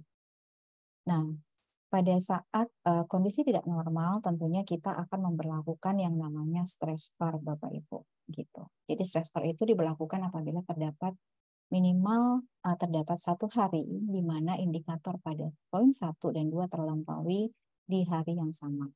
Seperti itu. Nah, yang kedua selanjutnya itu adalah terkait EWS nilai tukar ya Bapak Ibu atau EWS forex gitu ya Bapak Ibu. Nah, di sini untuk indikator daripada EWS forex itu sendiri kami memilih ada 4 indikator yaitu indikator kurs USD IDR, kemudian CDS, IHSG dan juga JIBOR Bapak Ibu. Jadi dari 4 indikator ini, kapan sih kami menetapkan kondisi pasar itu tidak normal, yaitu pada saat minimal terdapat 2 kali pelampauan pada 2 indikator forex, dan salah satu indikatornya itu harus adalah kurs USD IDR, Bapak Ibu. Nah, jadi pada saat memang terdapat pelampauan sesuai dengan kondisi ini, tentunya kita akan menetapkan bahwa kondisi pasar forex itu berada di kondisi tidak normal. Nah, kalau tadi untuk pemantauan EWS surat berharga kita lakukan selama 10 hari berturut-turut, sementara untuk yang EWS forex ini kita pantau selama 5 hari berturut-turut Bapak Ibu. Gitu. Jadi pemantauannya selama 5 hari. Nah, kemudian kapan sih kita memberlakukan stress VAR gitu, pemberlakuan SVAR-nya gitu. SVAR dan limit SVAR forex diaktifkan pada periode terjadi pasar forex tidak normal, di mana pada periode tersebut terdapat minimal 2 kali pelampauan di hari yang sama dan salah satu indikator yang melampaui tentunya adalah kurs USD IDR. Seperti itu Bapak Ibu. Nah, kemudian di sini kita lihat untuk pemantauan daripada off market, gitu ya Bapak Ibu. Jadi memang untuk pemantauan off market ini tentunya kita harus men-setting limit daripada off market itu sendiri. Kira-kira volatilitas pasar itu untuk masing-masing produk yang normal itu kira-kira berapa persen gitu kan Bapak Ibu gitu. Jadi biasanya kita melihat dari historical data. Dari historical data itu kira-kira tertinggi persentasenya itu berapa persen. Nah, itu bisa menjadi salah satu pertimbangan dalam kita menentukan limit daripada off market itu sendiri. Jadi memang kalau misalnya ternyata perbedaan antara kurs yang ditransaksikan atau harga yang ditransaksikan dengan harga pasarnya itu melebihi daripada persentase tertentu yang sudah kita tetapkan sebagai limitnya, maka kita anggap bahwa transaksi tersebut itu adalah off market. Seperti itu Bapak Ibu. Nah, kemudian tadi selain off market juga kita memantau kewajaran daripada harga JIBOR itu sendiri. Nah, seperti tadi sudah disampaikan bahwa BNI merupakan salah satu kontributor untuk pembentukan daripada suku bunga JIBOR di pasar, Bapak Ibu. Jadi kuotasi yang kita submit ke Bank Indonesia itu nanti akan kita akan kita akses kewajarannya, apakah itu wajar apabila kita bandingkan dengan harga pasar saat ini atau tidak, seperti itu Bapak Ibu. Nah, ini tentunya untuk memitigasi adanya istilahnya Bapak Ibu, ketidakwajaran gitu ya, ketidakwajaran suku bunga yang kita sampaikan ke Bank Indonesia yang bisa nanti menyebabkan daripada ketidakwajaran daripada JIBOR itu sendiri, gitu Bapak Ibu. Nah, jadi memang untuk penetapan limit kewajaran kuotasi JIBOR itu sendiri, kita biasanya mengaitkan dengan market liquidity, Bapak Ibu. Jadi memang setiap hari kita bisa dapat informasi market liquidity di pasar. Apakah likuiditas market itu ada di atas 50 triliun ataukah dia di bawah 50 triliun. Jadi kita bisa melihat apakah kondisi pasarnya normal atau sedang ketat gitu. Tentunya pada saat misalnya kondisi pasar normal, harga suku bunga di pasar akan normal ya Bapak Ibu, sesuai dengan harga pasar saat itu. Tetapi pada saat misalnya suku bunga ketat yang misalnya mungkin suku bunga penempatan di pasar uang misalnya 1 bulan misal 5% gitu Bapak Ibu, atau 1 bulan misalnya kalau misalnya sekarang BI Rate 575 misalnya 5,75% gitu ya Bapak Ibu. Pada saat misalnya market liquidity-nya itu lebih dari 50 triliun, pada saat market liquidity berkurang di bawah 50 triliun, dalam hal ini kita kategorikan sebagai ketat, maka harga atau maka suku bunga di pasar untuk tenor 1 bulan tadi yang awal normalnya 5,75% bisa saja tentunya akan naik menjadi misalnya 6% atau 6,25 gitu, tergantung seberapa ketat kondisi pasar saat itu. Karena tentunya seperti kita tahu, harga di pasar itu berpengaruh terhadap kondisi demand atau supply. Pada saat supply di pasar banyak atau market liquidity-nya banyak, tentunya harganya akan normal. Tetapi pada saat ternyata supply-nya itu sedikit gitu ya, sementara demand-nya banyak gitu ya. Nah, itu tentunya harga atau suku bunga di pasar juga akan semakin tinggi Bapak Ibu. Seperti itu. Mungkin itu saja Bapak Ibu sharing dari kami terkait pengelolaan daripada manajemen risiko pasar. Mungkin silakan Bapak Ibu atau saya kembalikan mungkin ke Pak. Ya, oke, makasih Bu Nia atas paparannya yang sangat menarik dan terkait dengan bagaimana PT Bank BNI gitu ya untuk melakukan terkait dengan manajemen risiko di manajemen risiko dalam risiko pasar ya. Oke Bapak Ibu, kami mengundang barangkali ada yang mau dikonfirmasi atau di ini. Oh, dari Pak Fikri ya. Oke, silakan Pak Fikri.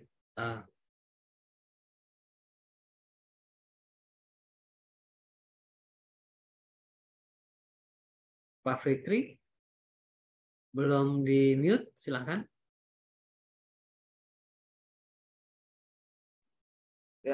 Baik, iya, oke. terima kasih atas presentasinya Bu Widi. Saya izin bertanya, saya Fikri Novian Pratama dari FEB UNS Angkatan 2021, semester 4. Saya izin bertanya, itu kan tadi disinggung tentang penanganan jika ada pencegahan ya. Apakah BNI ini juga jika ada suatu masalah, misalkan saya contohkan pada saat awal pandemi COVID-19 itu kan kita sebagai warga negara dan seluruh dunia ya termasukan itu kan shock karena terjadi pandemi. Lalu kan sektor perbankan juga kan sudah merencanakan, wah ini direncanakan akan ada pertumbuhan ekonomi. Lalu kan terjadi COVID, nah itu kan sama aja seperti shock efek ya. Itu apakah ada langkah dari BI ini koordinasi dengan langkah dari BNI, apakah ada koordinasi dari BI tentang langkah yang akan dilakukan oleh BNI sendiri dalam menghadapi misalkan kondisi COVID yang dulu sempat mengebohkan di dunia. Apakah BNI itu sudah melakukan seperti rapat sebelumnya tentang apakah ada cara yang lain untuk melindungi sistem perbankan di bank kita atau bagaimana begitu? Terima kasih. Oke, baik, Mas Fikri. Terima kasih atas pertanyaannya. Ya, betul, Pak Fikri. Tentu saja kondisi COVID ini sangat tidak kita antisipasi sebelumnya gitu ya, Pak Fikri ya. Bukan hanya kita Indonesia gitu ya, tapi secara global di dunia pun itu semua terdampak terhadap kondisi COVID ini gitu ya. Nah, dengan adanya kondisi COVID ini yang istilahnya penyebarannya kita bilang juga cukup cepat gitu ya, dan memang kita istilahnya tidak antisipasi dari awal gitu ya. Cuman memang koordinasi Bank Indonesia gitu ya dengan perbankan ataupun OJK juga dengan perbankan itu memang saat itu sangat intens, di mana masing-masing perbankan gitu ya dianjurkan oleh regulator gitu, terutama Bank Indonesia ataupun OJK untuk memang melakukan monitoring secara intens dan juga melakukan stress testing secara lebih periodik lagi. Jadi mungkin yang memang pada saat kondisi normal misalnya kita melakukan stress testing itu hanya misalnya triwulanan gitu atau misalnya 6 bulanan gitu ya Pak Fikri. Itu kita bisa melakukannya mungkin setiap bulan gitu. Bahkan mungkin sesuai dengan kebutuhan manajemen kita sendiri bisa lebih cepat gitu ya, dan juga kebutuhan daripada regulator gitu. Dan stress testing ini tentunya tidak hanya dilakukan untuk risiko pasar saja, karena terus terang kondisi pandemi COVID-19 itu tidak hanya berdampak terhadap risiko pasar, tapi itu juga berdampak terhadap hampir keseluruhan daripada risiko gitu ya. Baik itu risiko kredit gitu kan maupun risiko operasional gitu. Mungkin memang yang paling berdampak sebenarnya adalah risiko kredit ya Bapak Ibu, dan memang di perbankan itu sendiri portofolio kredit kita itu adalah yang paling besar gitu ya, dibandingkan mungkin portofolio yang ada misalnya di treasury gitu. Jadi memang bank diwajibkan untuk membuat yang namanya stress testing gitu ya, tidak hanya stress testing risiko kredit, risiko operasional, risiko pasar, dan itu wajib dipresentasikan kepada regulator gitu. Sehingga regulator pun mengetahui kira-kira dampak daripada salah satu faktor risiko yaitu COVID-19 ini terhadap bank-bank itu seperti apa. Bahkan setiap bank itu harus present kepada regulator, Pak Fikri, saat itu gitu ya. Dan itu juga memang stress testingnya itu sendiri memang harus dilakukan secara lebih intens dibandingkan sebelumnya.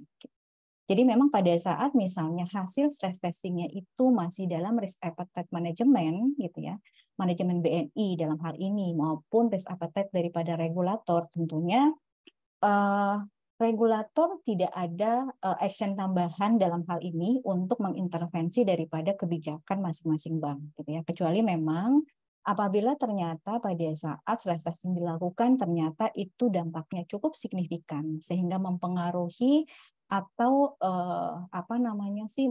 membridge gitu ya daripada parameter-parameter atau limit-limit yang memang sudah disetting oleh regulator itu sendiri, gitu. Itu nanti tentunya akan ada pendampingan lebih lanjut gitu ya bagi bank tersebut gitu ya apabila memang ternyata kondisinya seperti itu gitu ya. Kondisinya ternyata di luar daripada risk appetite baik bank itu sendiri maupun risk appetite daripada regulator itu sendiri. Seperti itu Pak Fikri. Baik, terima kasih Bu Widi atas jawabannya. Terima kasih. Oke, berikutnya Ibu Romana Celsadona ya, yang raise hand. Silakan. Ya, terima kasih Pak Haji. Selamat siang Bu Widi, selamat siang Bapak Ibu semua. Perkenalkan, saya Romana, mahasiswa program studi MET Atmajaya. Ya, pertama-tama saya mengucapkan terima kasih dan apresiasi atas ilmu yang Ibu sudah sharing, serta rangkaian acara ini, terutama dari pihak BNI dengan narsum yang luar biasa. Nah, selanjutnya saya ingin bertanya Ibu, dalam slide terkait stress testing tadi ya, jadi kan ada skenario yang baseline, moderate, dan worst. Nah, dalam beberapa literatur yang pernah saya baca, jadi ada skenario itu, ada yang juga baseline, kemudian ada yang adverse ya, atau skenario buruk, dan juga ada yang tipenya severe adverse skenario, yang menunjukkan skenario itu ekstrim tetapi masih masuk akal. Nah, pertanyaan saya ini mungkin sambungan dari pertanyaan Pak Fikri tadi, tapi point of view-nya agak beda. Saya melihat dari after pandeminya. Izin bertanya ya Bu, terkait stress test yang dilakukan BNI, bagaimana hasil stress test BNI dalam kaitannya dengan scaring effect dari pandemi COVID ini? Kira-kira masuk pada level skenario yang mana? Apakah baseline, moderate, atau worst, atau ketiganya itu di running oleh BNI? Lalu yang kedua, apakah BNI juga melakukan stress test untuk kondisi yang severe but plausible tadi Bu, misalnya kondisi-kondisi ekstrim tetapi masuk akal gitu. Terima kasih Ibu. Iya, terima kasih Mbak Romana ya.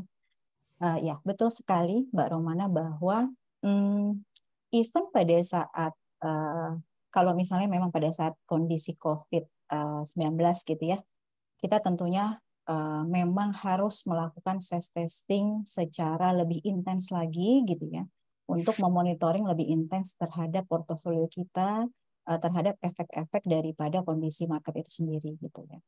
Nah, setelah COVID pun gitu, bank-bank masih terus istilahnya harus melakukan stress testing, Mbak Romana gitu ya. Walaupun mungkin faktor-faktornya pasti akan berbeda gitu ya, karena di masing-masing kondisi gitu ya, kondisi global itu pasti faktor resikonya akan berbeda, stresnya juga akan berbeda seperti itu. Nah, yang tadi kami melakukan stress testing tentunya dengan berbagai macam skenario tadi ya, baseline, moderate maupun severe ya, seperti tadi gitu ya. Nah, kalau untuk kondisi BNI itu sendiri, terus terang hasil daripada stress testingnya gitu, baik stress testing resiko pasar, nilai tukar maupun suku bunga, saat ini stress testingnya itu masih acceptable, Mbak Romani.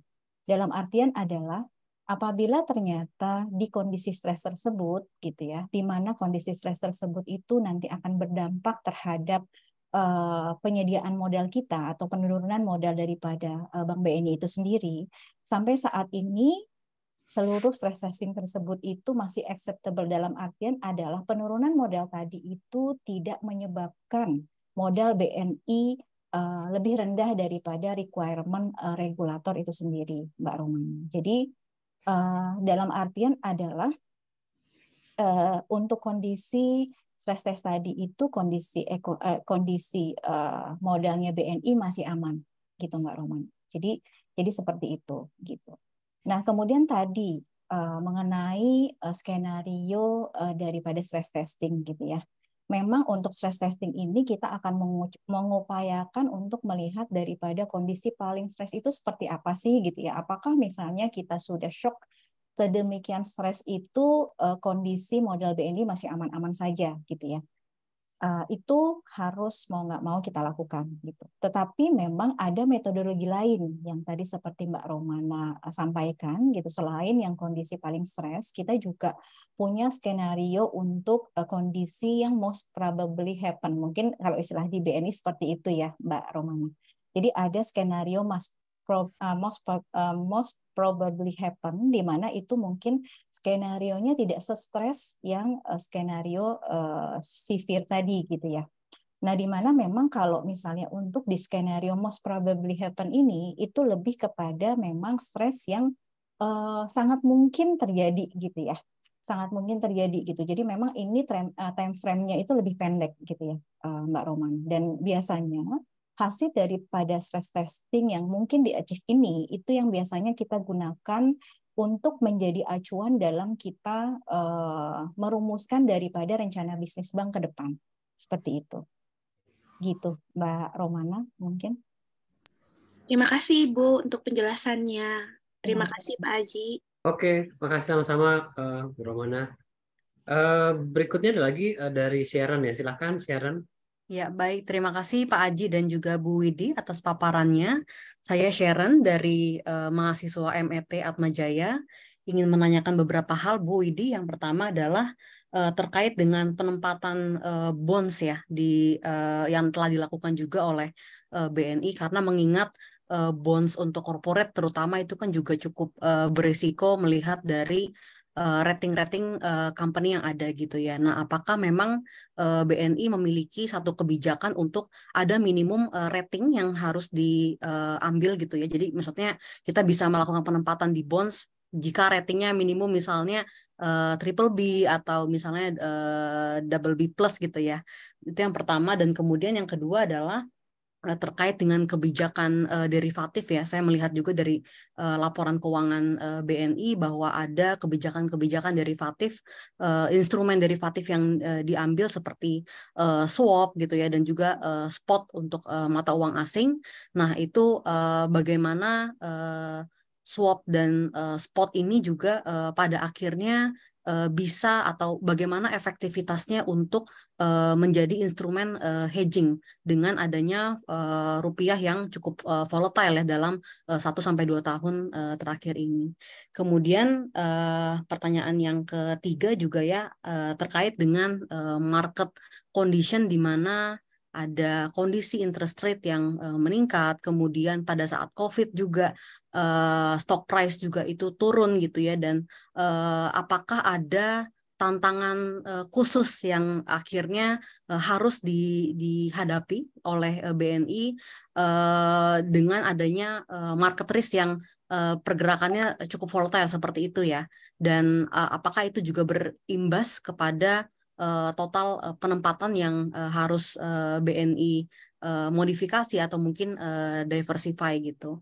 Dan mungkin yang terakhir, apakah memang dalam posisi kan tadi ada traffic light juga nih ya pada saat risk controlling gitu, ada yang green, kemudian yellow dan juga red.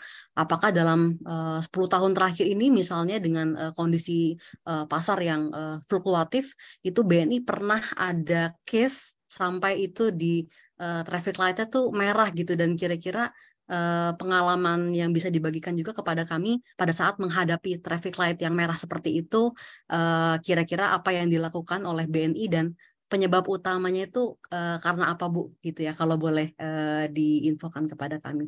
Terima kasih Bu Widi dan Pak Aji. Ya, terima kasih Mbak Sharon atas pertanyaannya. Oke, mungkin saya jawab satu-satu dulu ya Mbak Sharon. Yang pertama adalah terkait portofolio obligasi korporasi gitu ya. Tentunya tadi bahwa di BNI itu kita selain berinvestasi di obligasi pemerintah, juga kita bisa berinvestasi di obligasi korporasi gitu. Nah, memang obligasi korporasi ini dari sisi asesmen risiko pasti akan lebih tinggi dibandingkan pemerintah gitu. Sehingga tentunya pada saat kita berinvestasi di obligasi korporasi ini akan ada batasan-batasan tersendiri gitu ya yang kita yang kita buat gitu untuk memitigasi daripada resiko pasar untuk obligasi itu sendiri gitu.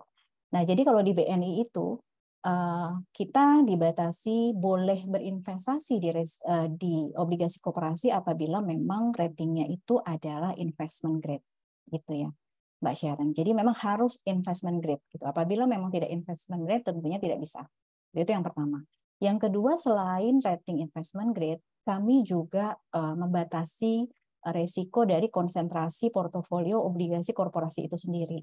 Jadi memang obligasi korporasi ini tidak boleh terlalu banyak kita punyai karena terkait tadi resikonya lebih tinggi daripada pemerintah gitu. Jadi kalau untuk di BNI sendiri kita membatasi maksimum portofolio untuk obligasi korporasi itu adalah hanya 20% saja dari total portofolio yang ada gitu. Dan ini juga memang secara reguler kita monitor ya terkait proporsi daripada obligasi korporasi ini seperti itu, Mbak Sharon.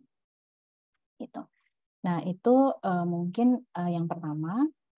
Kemudian untuk yang kedua tadi, maaf, saya lupa. Tentang derivatif, Bu. Apakah? Oke. Iya.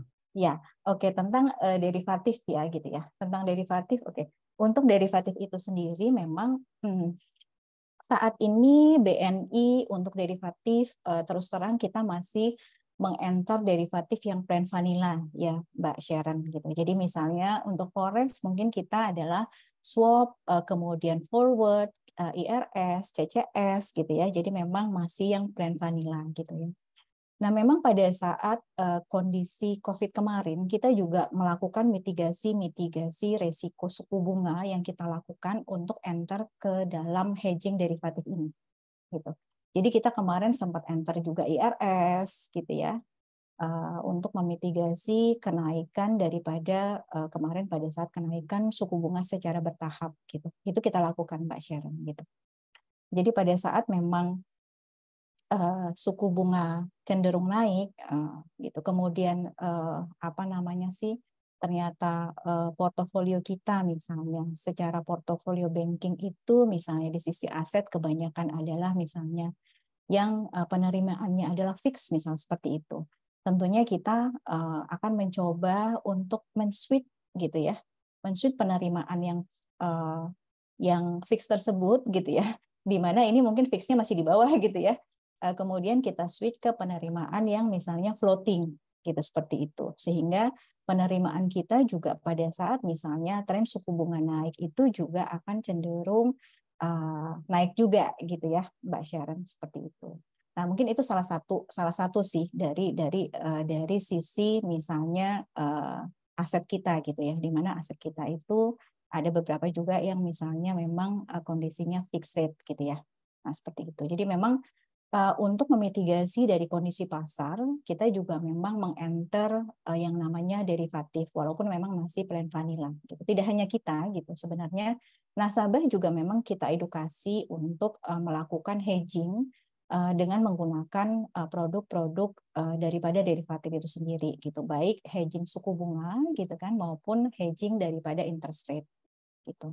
Untuk portofolio mereka, gitu sih, Mbak. Cuma memang dari proporsi hedging yang kita lakukan, mungkin saat ini memang masih belum terlalu besar ya, Mbak Sharon gitu ya.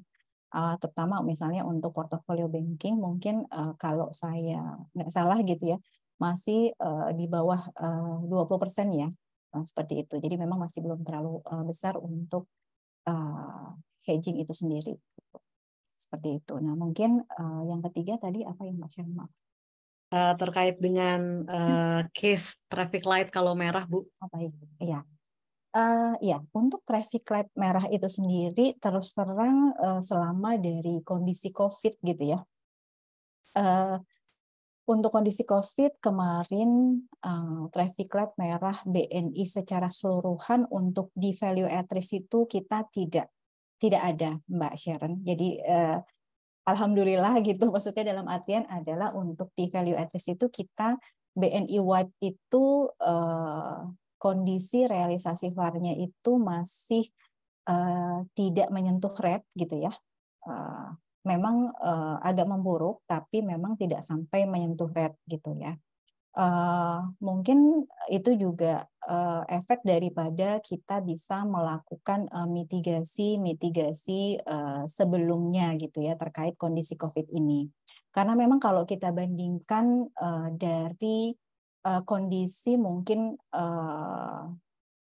financial market sebelumnya gitu ya, kemudian dengan kondisi COVID sekarang gitu ya, komunikasi dari The Fed dalam hal kebijakan moneternya itu lebih lebih bagus gitu ya.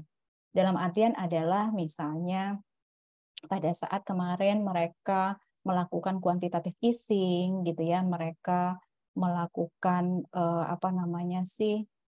rezim suku bunga rendah gitu, perlahan-lahan menurunkan suku bunganya sampai terakhir mereka melakukan normalisasi kebijakan untuk menaikkan suku bunganya secara bertahap, itu semua dikomunikasikan dengan baik kepada stakeholder-nya The Fed gitu ya, kepada seluruh market gitu ya, terkait action-action yang mereka lakukan gitu. Sehingga memang secara dini kami dari perbankan baik di BNI maupun regulator Bank Indonesia itu sendiri dapat istilahnya memitigasi dari awal gitu kondisi-kondisi market yang akan timbul terkait kebijakan-kebijakan The Fed tersebut gitu. Jadi memang mungkin ini merupakan salah satu kondisi yang bagus gitu ya, walaupun memang kondisinya tidak ideal gitu, kondisi marketnya itu sedang abnormal, tidak ada ketidakpastian gitu, atau ada ketidakpastian, tapi komunikasi dari kebijakan-kebijakan moneter maupun fiskal dari The Fed itu sendiri dikomunikasikan dengan baik, sehingga yaitu tadi kita bisa mengantisipasi dengan secara dini, kita bisa melakukan mitigasi-mitigasi untuk mengamankan portofolio kita sendiri gitu ya. Misalnya pada saat kemarin tren suku bunga naik secara bertahap, tentunya ini akan berefek terhadap mark to market dari portofolio surat berharga yang kita punya gitu kan ya. Nah, kita dari awal itu melihat durasi daripada portofolio kita sendiri gitu. Kira-kira durasi kita itu terlalu panjang atau tidak sih gitu. Karena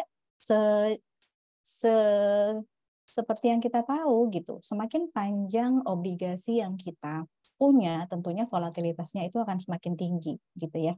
Tentunya di situ kita melakukan mitigasi, yaitu kita melakukan reprofiling portofolio. Jadi portofolio yang memang kita punya dan itu mempunyai durasi yang panjang, di mana durasi panjang ini akan berefek lebih besar dibandingkan durasi yang pendek, perlahan-lahan durasinya itu kemudian kita turunkan gitu, sehingga ya itu merupakan mungkin salah satu faktor ya gitu ya, salah satu faktor yang istilahnya menyebabkan kondisi ketidakpastian global tersebut dapat kita manage secara lebih dini. Seperti itu sih, Mbak Sharon. Oke, baik. Terima kasih Bu Widi. Kalau boleh, Bu, satu pertanyaan terakhir, ini lebih ke pertanyaan praktis ya, Bu ya. Selama menjalankan di bidang market risk ini, kira-kira tantangan terbesarnya dalam baik itu fluktuasi pasar ya, ataupun dalam keseharian gitu di banking tuh kira-kira apa ya, Bu? Kalau boleh diceritakan. Terima kasih. Oh ya, oke. Ya, mungkin kalau dalam hal melakukan monitoring atau pengelolaan risiko pasar gitu ya, kalau menurut saya itu tantangan terbesarnya itu tentunya adalah bagaimana kita bisa melakukan identifikasi lebih dini daripada risiko pasar itu sendiri, dan bagaimana kita bisa melakukan monitoring portofolio kita gitu ya secara lebih close gitu ya. Dalam artian adalah tentunya dalam hal monitoring dan mitigasi ini kita membutuhkan tools yang istilahnya kita bisa melakukan monitoring secara real time gitu ya. Jadi memang tools untuk melakukan monitoring ini sangat diperlukan gitu, sehingga dengan kita mempunyai tools monitoring gitu, sistem gitu ya, di mana kita bisa melakukan monitoring itu secara real time, tentunya kita juga bisa mengetahui lebih awal gitu apabila memang ternyata ada potensi-potensi resiko yang bisa terjadi terhadap portofolio-portofolio yang kita punya. Mungkin seperti itu, Mbak Sharon. Baik, terima kasih Bu Widi.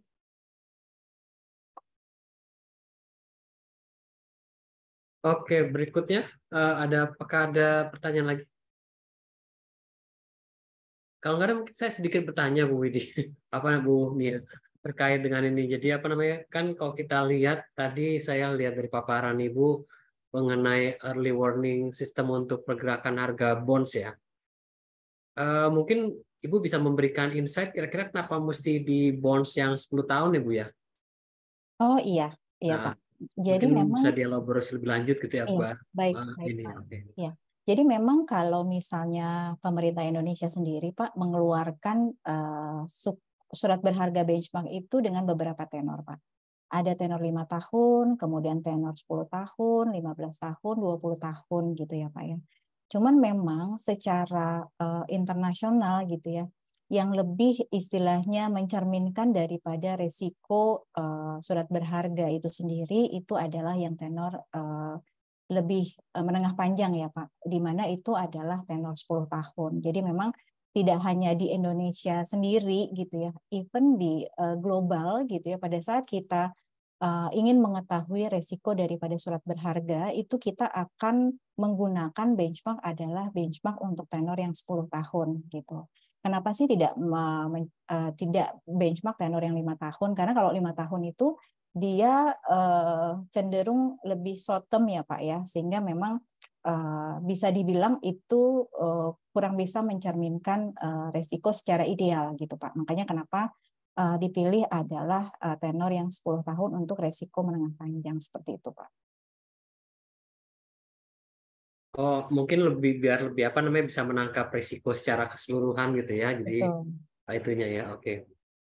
Oke, Bapak Ibu, kami undang lagi. Apakah ada yang lain?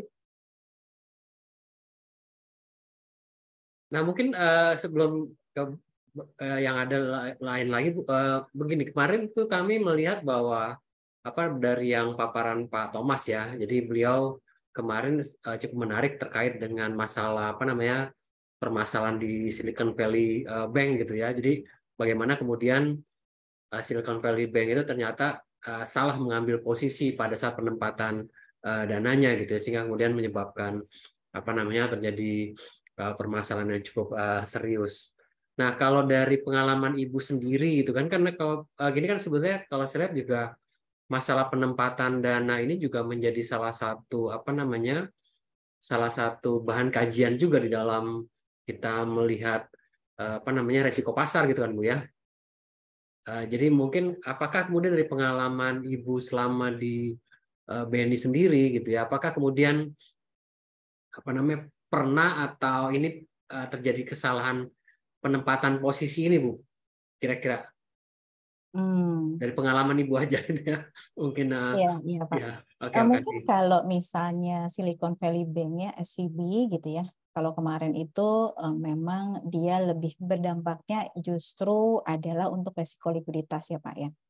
Jadi di mana Silicon Valley Bank saat itu tidak bisa istilahnya memenuhi kebutuhan penarikan dana nasabahnya yang cukup tiba-tiba gitu kan ya, dan cukup besar gitu.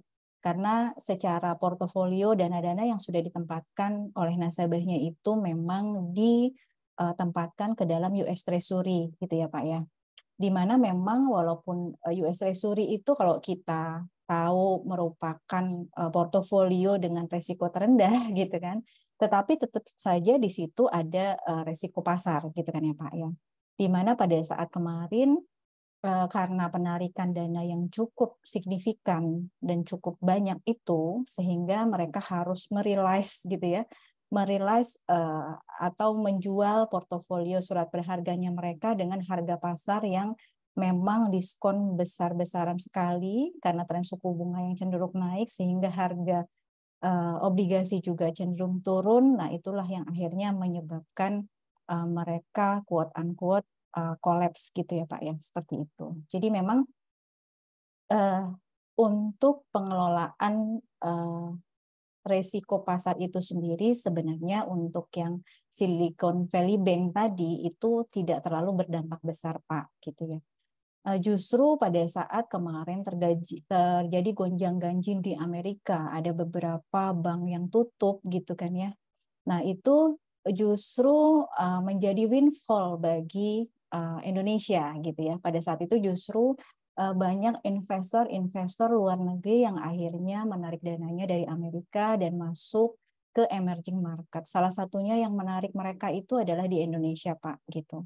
Nah, itu mungkin tercermin juga dari capital inflow yang ada di Indonesia, baik dia di pasar surat berharga maupun dia di pasar modal gitu, Pak. Seperti itu. Jadi untuk risiko pasar tidak terlalu terdampak sebenarnya, bahkan mungkin kita justru dapat windfall dari kejadian SVB itu sendiri gitu. Nah, mengenai pengelolaan likuiditas di BNI gitu ya Pak ya, memang sampai saat ini alhamdulillah pengelolaannya bisa kita kelola dengan baik, dalam artian adalah untuk dana-dana besar yang istilahnya mungkin sewaktu-waktu bisa ditarik oleh nasabah, biasanya itu akan selalu kita komunikasikan dengan cabang-cabang pengelola nasabah gitu, bahwa apabila memang terdapat penarikan dana besar gitu kan, penarikan dana secara tiba-tiba, itu harus memang terinformasi kepada kita lebih dulu sehingga kita bisa menyediakan pendanaannya gitu Pak. Dan untuk pengelolaan daripada resiko likuiditas itu sendiri, kita memang ada beberapa parameter-parameter yang memang kita harus penuhi, seperti kita harus memenuhi kewajiban GWM kepada Bank Indonesia, primary reserve gitu, baik GWM maupun kas gitu Pak.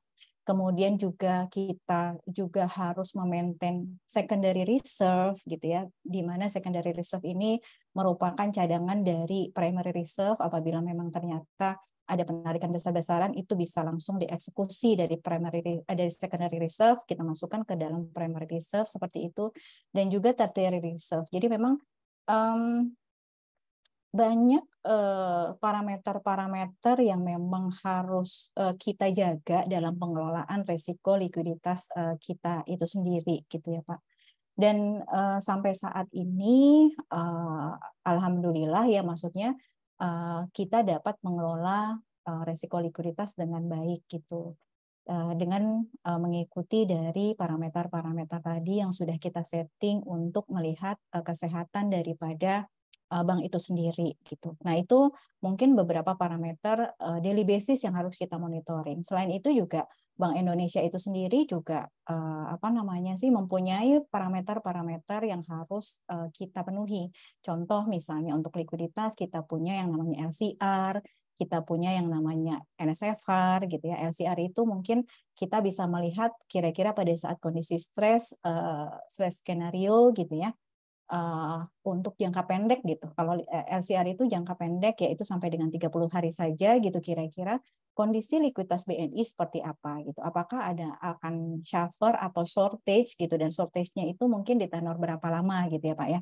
Nah, itu juga kita pantau. Kemudian juga ada NSFR gitu kan. NSFR ini juga sebenarnya mirip-mirip dengan LCR, yaitu assessment untuk risiko likuiditas, cuma ini memang untuk tenor menengah panjang gitu. Ini juga kita pantau secara reguler gitu, kira-kira resiko likuiditasnya BNI gitu di NSFR itu kira-kira seperti apa gitu. Apakah memang sesuai dengan threshold regulator atau tidak gitu. Jadi memang untuk pemantauan resiko likuiditas itu sendiri kita mematuhi beberapa ketentuan baik dari internal maupun eksternal regulator gitu Pak.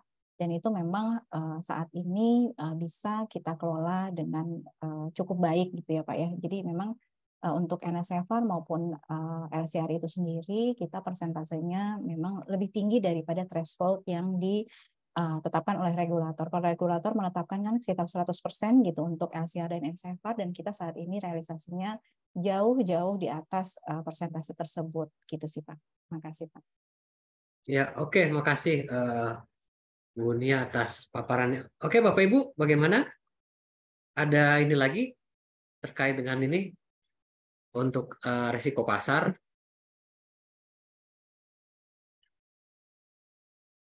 Tidak ada lagi? Atau mungkin sedikit Bu, saya lagi ini mungkin agak ini nih terkait dengan masalah ini apa namanya, yang kan pernah ada kasus yang Bank Syariah Indonesia itu yang pencurian data gitu ya. Tapi entah apa nama ini.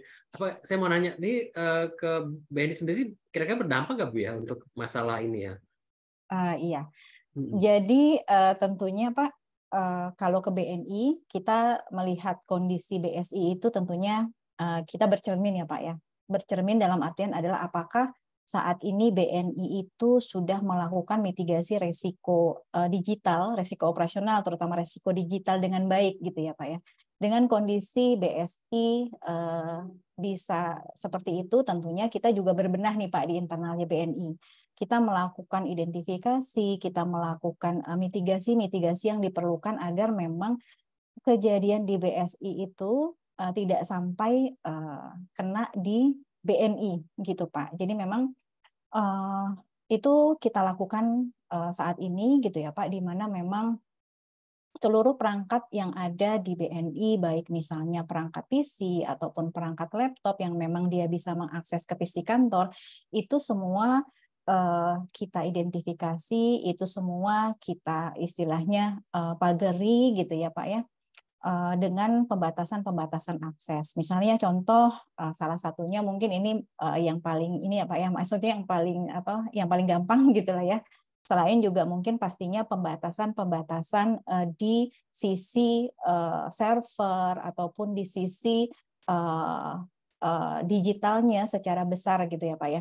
Tapi mungkin salah satu yang mungkin ini adalah yaitu pembatasan misalnya perangkat laptop misalnya contoh gitu kan ya, di mana itu laptopnya itu kita tidak boleh akses USB ke sana gitu. Jadi kita tidak boleh memindahkan data dari laptop tersebut kemana-mana gitu. Jadi data itu harus tetap di laptop itu sendiri, misalnya seperti itu.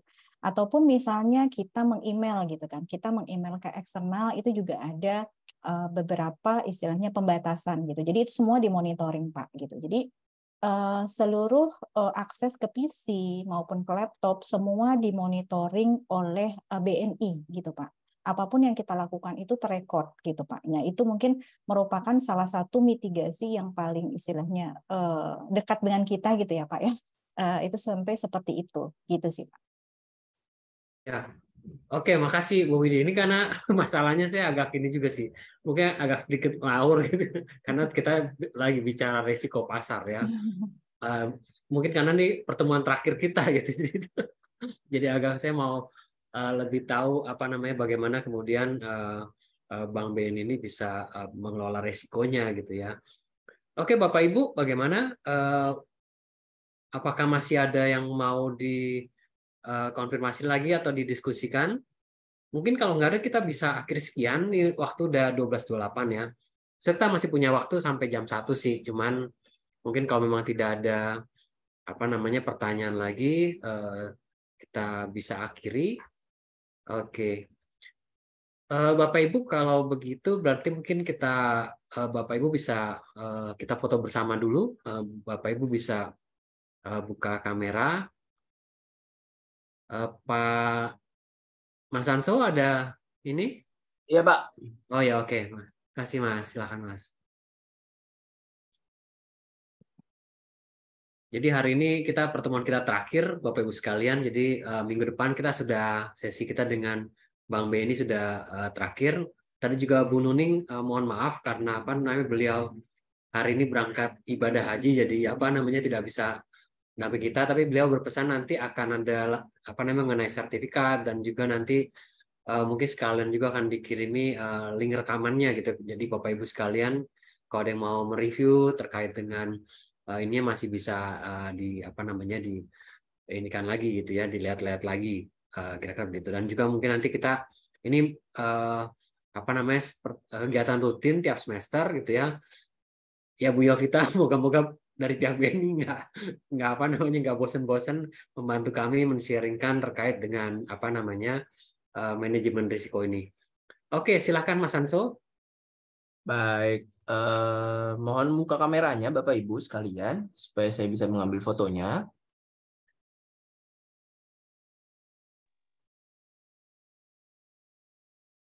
Baik, saya mulai ambil fotonya. Oh, baik, ada yang bertambah lagi.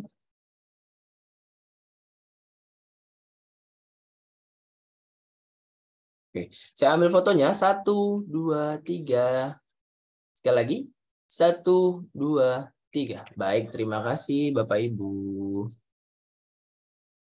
Oke, saya ucapkan terima kasih lagi kepada Bu Nia yang pada pagi hari ini telah bersedia untuk men-sharingkan pengalamannya di BNI, dan juga pada Bu Yovita yang telah juga sampai acara ini dapat terlaksana dengan baik.